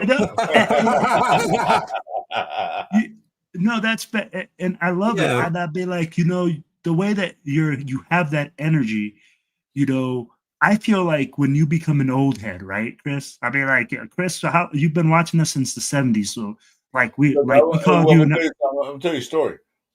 I became a Raider fan because I'm gonna this one quick story. Because the Raiders played Super Bowl in Pasadena against the Vikings. Yeah, I was a Viking fan. My whole family was a Rams fan, still are. Most of them are still alive, so Rams fan. They thought the Rams might go Super Bowl. They, of course, did. The Vikings went there. I went. My uncle, my grandfather, they said you want to go because they had your ticket because other guys didn't show up. Those days, the Super Bowl tickets were $20. So I went to the game. I went to the game. I was sitting in the end zone, and I saw Willie Brown caught the interception for a touchdown. And I've seen him on TV a couple times. In LA, we didn't see that much Raiders because you don't have 2 channels to show games. I've seen him once or twice on TV. But when I saw that Willie Brown running, and I saw that silver, there was silver and white. They went in and black jerseys, had white jerseys on. I said, "This is my team now." So I did switch teams. That was way back in 76, 77. That's how I became a Raider fan. And ever since then, been a Raider fan ever since. Evans hasn't wavered. haven't lost my faith in them. And then 4 years later, they won the Super Bowl. A wild card team. Then 4 years later, they won the Super Bowl. So I thought, okay, in 4 years, win Super Bowl. But then after that Super Bowl in '84, yeah, that 4 year period dropped, and I'm tired of it. And then became a laughing stock in the NFL. We used to be the most dominant team. Teams with fear of playing us, especially when we played in Oakland and also in LA. Teams would be scared to play us because we were so dominated. But now it's like a laughing stock. What's up, Angelo? Hang on a second, guys. I just got to address Angelo here. I just looked, Angelo. It doesn't say that he's doing it tomorrow. It still says it's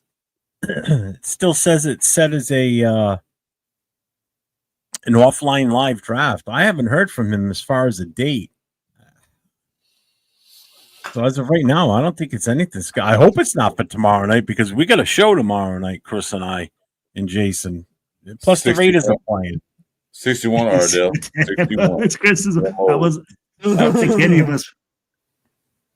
What's with the I was born when your grandpa was born. So there you go. I'm 61. He said I was born when your grandpa was born. And I said, Doctor was a good news day. I'm healthy, black, and I'm still alive, so I'm good. Oh my goodness. But so what do you guys think is the difference between those teams in the 70s besides, like, you know, obviously we had the attitude. We had the will to win. We had all those intangibles. Why is it that we don't have that in our team now? Is it coaching? Is it that players have changed? What is it? Back in those days, Raiders, Al Davis' philosophy was he'll take all the miscreants, all the people don't want.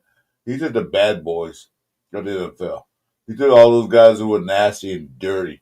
John Madden said one thing, and I wish I can find that clip. I don't know if it's copyright or what, but he said, we play dirty, so what? What are you going to do about it?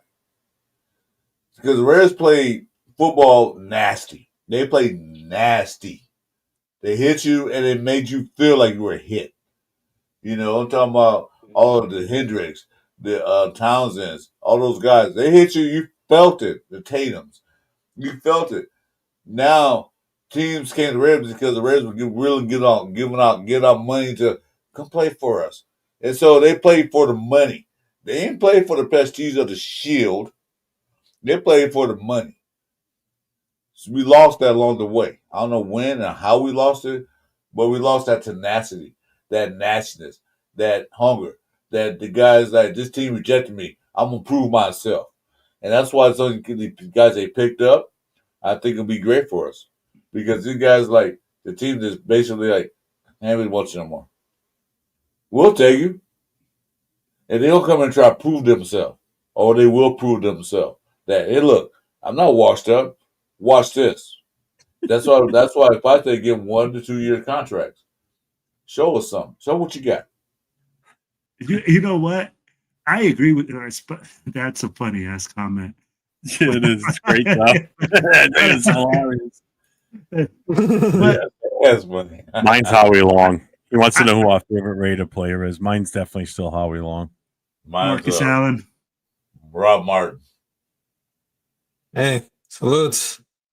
But besides for that question, Raider Will, because I just subscribe your channel and I think you're great. But because being a Raider fan, I mean, it's not that really easy because they always have to continue with the legendary words of John Maiden. Self-praise is for losers. Be a fucking winner. Stand for something, always have class, and be humble. Because what I understand about the history of Las Vegas Raiders, Oakland Raiders, and Los Angeles Raiders, because we are the bad boys of the NFL. We always play hard. We always play nasty. We always play dirty. We play aggressive. We have the violent mentality into our DNA because we are the bad boys, because this is like the alpha male of the NFL, because we always brought a lot of testosterone to this motherfucker and we play with blood, sweat, and tears. Because no matter what happens, I mean, we always be competitive because I don't see like a some of the fans that are the criticize because of you guys are really pussy, the guys are really soft. No, we are hard as a motherfucker because we are the God Raider damn it, Nation. Rappy. Did it again. No, Yeah, but I see your point, Rappy. But during those course of the years of the 70s, a little bit of the 80s, the NFL tried to change the game where I don't want to be so rough. I want to be more finesse, more play for. We can't have these hits. We can't have this stuff. So they didn't take it because the Raiders doing it. They took it away because the Raiders was doing it. It's like you can't hit the guy like this no more. So they put a rule in. You can't do this. Put a rule in. So they took away that tenacity of the Raiders. This made the game look more fun, pleasing to everybody, the whole world. So, Angelo, I just texted him. He hasn't got back to me yet. So we still need that back because we need to be tenacious, tough, hit, tackle. That's what you be. I'm going to tell I you agree, like Angelo. That's what I asked him if we're going to do it after the game ends tomorrow night because I'm down with that. It don't matter to me. I can be up late. I know what you're talking about, but go ahead. Jeff is over here talking about Yeah, some he's talking fantasy about draft. All right. shit. Well, I'm like, we've got this fantasy draft we were supposed to do, but nobody said anything as far as nobody likes your fantasy draft right now, Jeff. Nobody. Shut up, Bill. We're talking about the Raiders. We're talking about the Raiders. Unless you're going to draft all Raiders and bench your whole team. I'll quit end stream right now. I'll shut this shit right now. I'll Jason Downs this right now. Oh my God! Oh my God! I'll bring it back up. Yeah. So I'm going to tell you guys, I feel like we lost that along with it was a series of things, right? With us moving around, us having lack of coaching, okay, and coaching stability doesn't give you the ability to put your imprint on a team, right? If you want to be physical, if you want to be a nasty team, you have to have that type of attitude. And I think a lot of our players in today's age have lost that because they're all buddy. I'd be like, if you see this after the game, they're hanging out, they're going out and smoking and joking, they're going out and having a good time. This is the new age of the youth today. It's not like back in the day where when a player looked at him and said, I hate you. I don't like you. You are on the opposite team. I want to destroy you. It's literally like, hey, man, you do that now, make sure that your wife breakdown. Don't talk to me like that. Yeah, and it's like you see back in the day, a player tackle the other guy. They don't put a hand out to help him up. No, they fucking step over and step on his chest.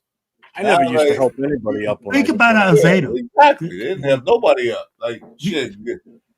Like, there's one thing that 805, shout out to 805, pointed out at Lockett Tassi game. But Lockett Tassi pancaked that dude. That was a good pancake. Me and Joe saw it. But 805 showed Lockett Tassi said, he pointed a finger up down. Like, stay on the ground, motherfucker. But that's the attitude you want. That's what if you're looking at the guys up front and you're looking at the players, I'm so tired of our players trying to be friends with everybody, trying to be like, hey, you know what? When is it that we're going to be like, you know what? It's us against the world. We're going to lock ourselves in this locker room. We look at it every single day of the week. Wow, these 16 weeks or 17 weeks are going. Why is it that we have all these players going and saying, hey, man, let's go on vacation together? You play for another team. You're a good friend of mine. You could do that in the off season. Yeah, we have that happening a ton during the season. Off season has some pink Himalayan salt band with homeboy in off season. So yeah, because the players when back in the day, me and Jeff watched football, players didn't like each other at all. Even like I don't like you either. If we play a team, we got a player from that team. It took a while to adjust because you played on a team last year. You have to fit in. You literally have to fit in because this is Red Nation, baby, motherfuckers. You have to fit in. You played for the Rockets last year. Okay, we be here, but you got to fit in. Now I was like, oh, come on, play with us. Come on, play with us. No, nothing like friendship. This is war. This is the warriors out there. It's like the Roman days. This is a Coliseum. The Roman days. Play like warriors. Stop playing like, well, we're fighting now, but later on we have a beer. That Do you think we have the right coaching staff in place to get that mentality for the team? I think we do now. We didn't have in a long time. I think Jack Del Rio was the last coach that we had that with. I'll put this in perspective for you right here, okay, to how it's changed. So you see at the end of games when guys go out there and they swap their jerseys with the other team, with the player from the other team. That's the gayest shit ever. Okay, you go back to hold each other's fucking dicks too. If somebody came out, if say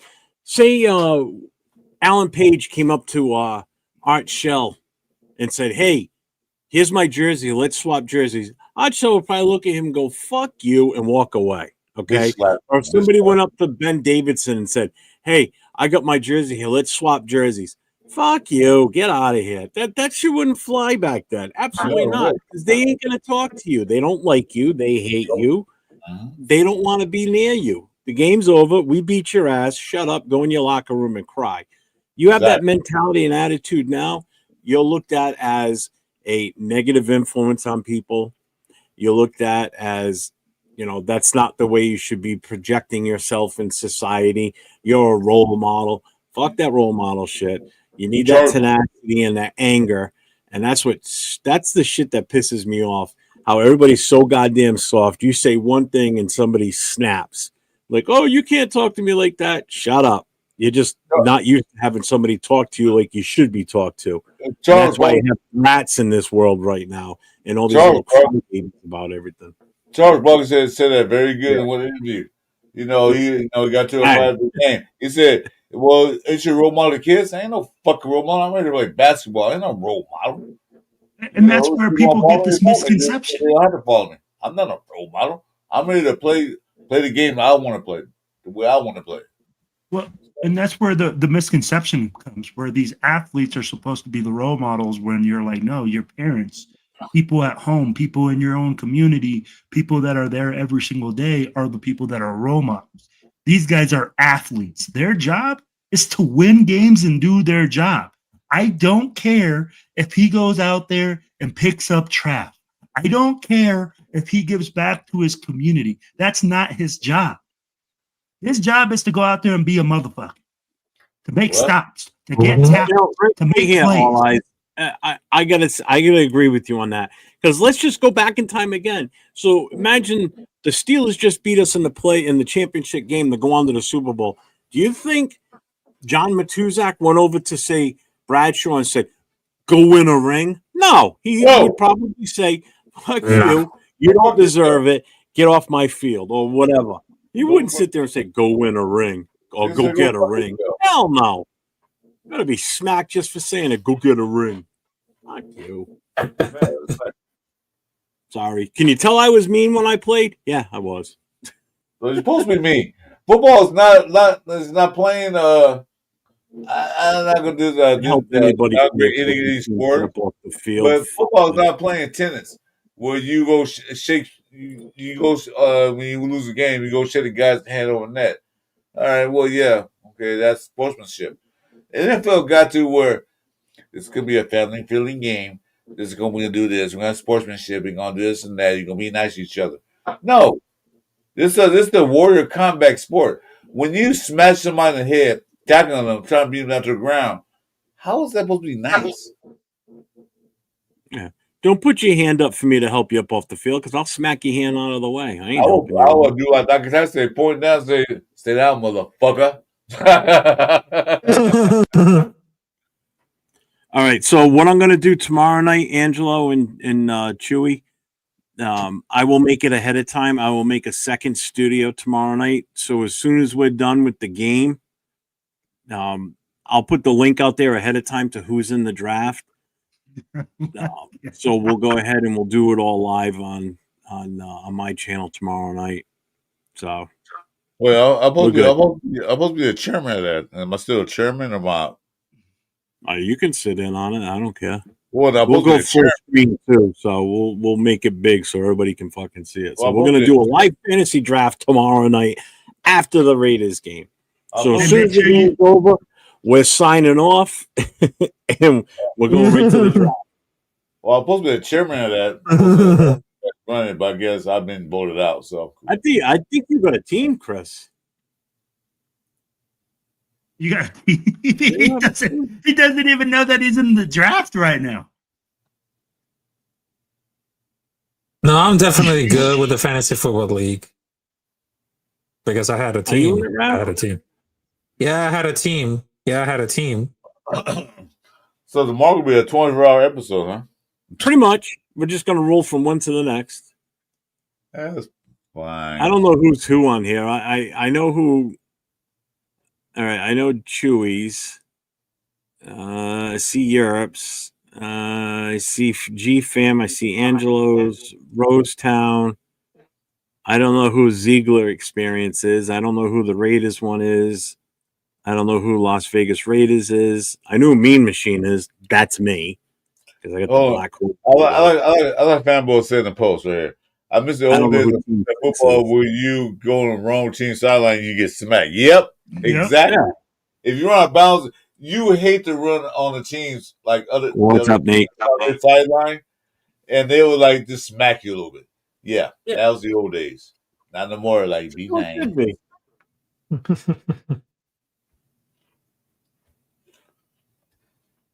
What's up, Nutty Raider? Welcome to the show, bro.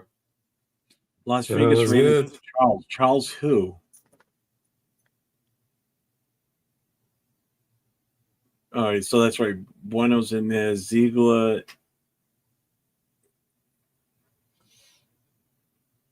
Oh, Nathan is Las Vegas Raiders. Okay. Angelo, that confuses me more than anyone. I can't figure out who's who. Do Jen- this chat. Is Europe? Yeah. Yeah. Whatever. I'll figure it out. The old days that we have fights in the field and in the stands. Yeah, I remember all them fights in the stands in the field. Shoot, when the players start fighting, we start fighting. Brutal Yes, things. sir. Those were the days. But now, like I said, everything's softer. Pretty soon, in about 20 years, the NFL will be an NFL flag football league. We're gonna be the lingerie league. That's what we're gonna be here pretty soon. Yeah, I don't want to see these guys, man, wearing tight panties, dude. I don't want to see that. That's where we're going, brother. That's where we're going. Seemed like it. Getting softer. I mean, I knew we were putting a couple years ago with that drop tackle. Didn't see too much of that last year. So they're with that. But some of these calls, some of these things, like, you know, like last year when they played the Cleveland Browns, when the referee came to the sideline to the head coach, your guy's playing too rough. What? I never heard that. What the fuck? Yeah, you gotta calm down. What do you mean calm down? This is football. Playing too rough. Like, shut the fuck. Get the fuck out of here. What was the one rule change that you think was the worst one? I mean, like, I think every single rule that they put in has hindered the defense. I mean, like, every single rule that we put in is to score more points, right? That's what the NFL wants. The NFL wants to make it a track meet, wants to make it look like it's NBA basketball. Yeah. What rule do you feel like was the one that really broke the camel's back for the defense? Hands off the cornerbacks. They can't touch wide receivers. That really dampened the receivers, because back in the day the D-backs, you can put hands on them, even going downfield.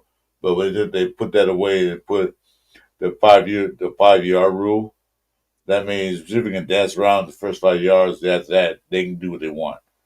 So I kind of handcuffed the D-backs and cornerbacks.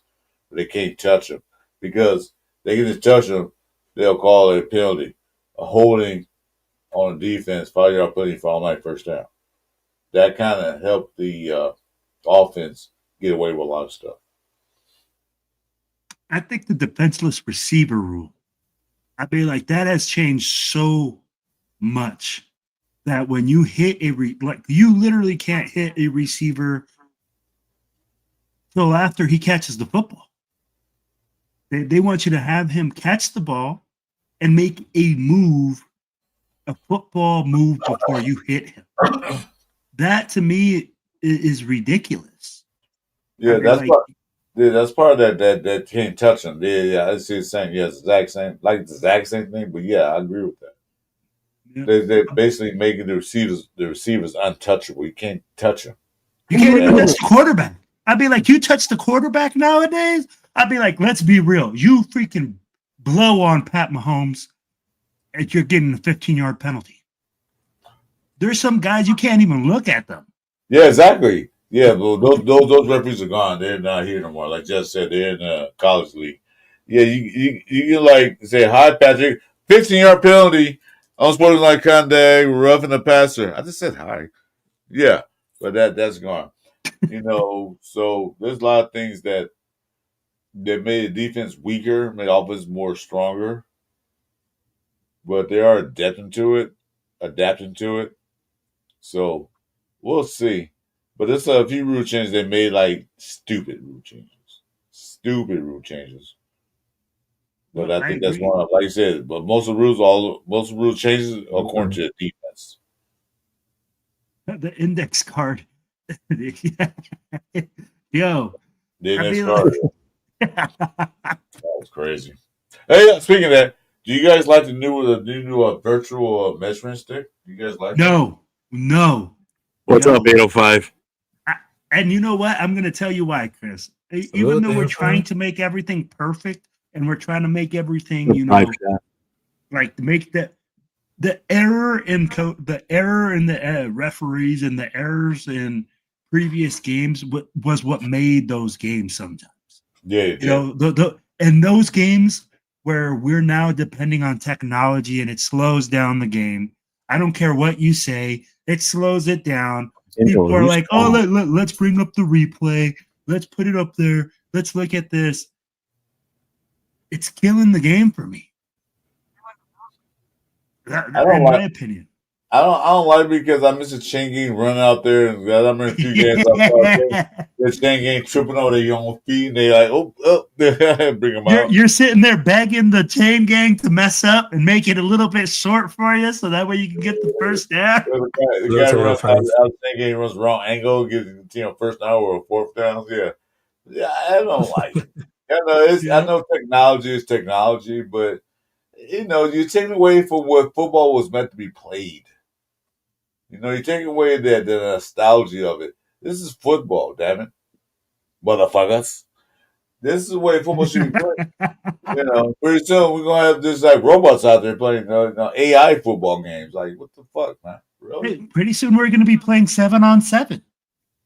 I'd be like, literally, you're gonna have an all-passing league, no defensive line. They're gonna have a timed quarterback just throwing the ball, or he's gonna get sacked, and that's gonna be it. What you gonna have? Like you said, we got 7-on-7 lingerie league with flags. with flag football lingerie league. Yeah. I mean, hey, you still in the chat? Angelo, you're still in here? I want to show you guys something. Hold on. The girls will like it, but I don't know about all that. What's this going on here? Wait, I don't know what's going on. Relax. So I need to know which thumbnail you like the best. Do you like the one on the left or the one on the right?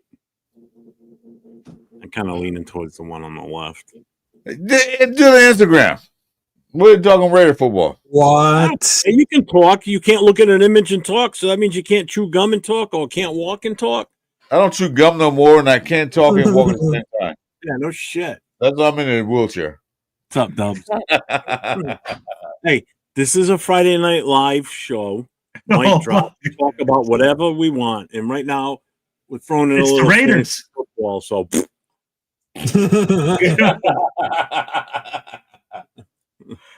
All right, chat. I'll take chat. If you like the one in the left, chat, say you like the one on the left. If you like the one on the right, chat, say you like the one on the right. Type in L or type in R. L or R. Next. 30 seconds. I'll do one in the middle. In the middle. You're an idiot.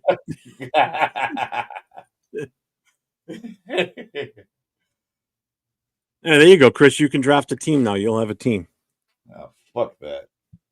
I'm drafting all. Then I'm go drafting all bitch. about. I'm due for advanced football. Looks like everybody's kind of saying the left. All right, we're going with the left one.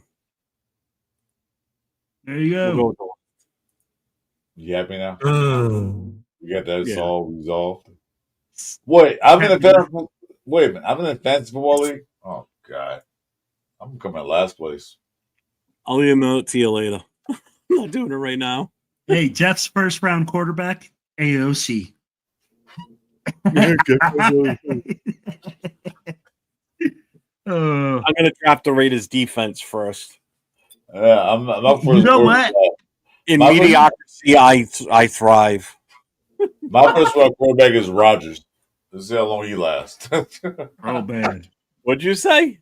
He said his fantasy quarterback is Rodgers. See Let's see how long he lasts. Yeah, 18 years ago, I'd take him first. Yeah, well now, yeah. That boy's time has come and gone. Did you see what? Wait a minute, y'all watched that preseason game where New York just fucking pummeled the Patriots? Like, god damn. So I'm going to tell you like this. Okay, I watched that game. That game for me is one of those. We got to be careful.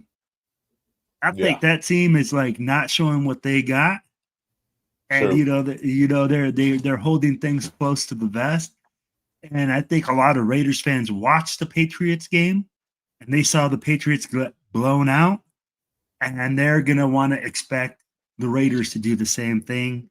No. But in my mind, what I saw was, hey, you know what? There's signs of caution. I mean, like there's signs that we definitely are going to be matched up in a hell of a game week 1. I mean, the Patriots did show out that first game they played. They blew the other team out. We didn't. We still for a tie. This game they got blown out. We settled for a last minute field goal. So we're not showing our hands neither. Yeah. Angela, if you're still in here, I sent it to you. I like Chewy. I love Angelo, man, so much, dude. I like how he comes in and changes the whole topic. True. If you can watch and can listen, I mean, if you have one spot left, Rafa, you're in. Rafa's taking the last spot. Done. Chewy, get him the information. There, settled. Rafa's in. Send him the Spanish version.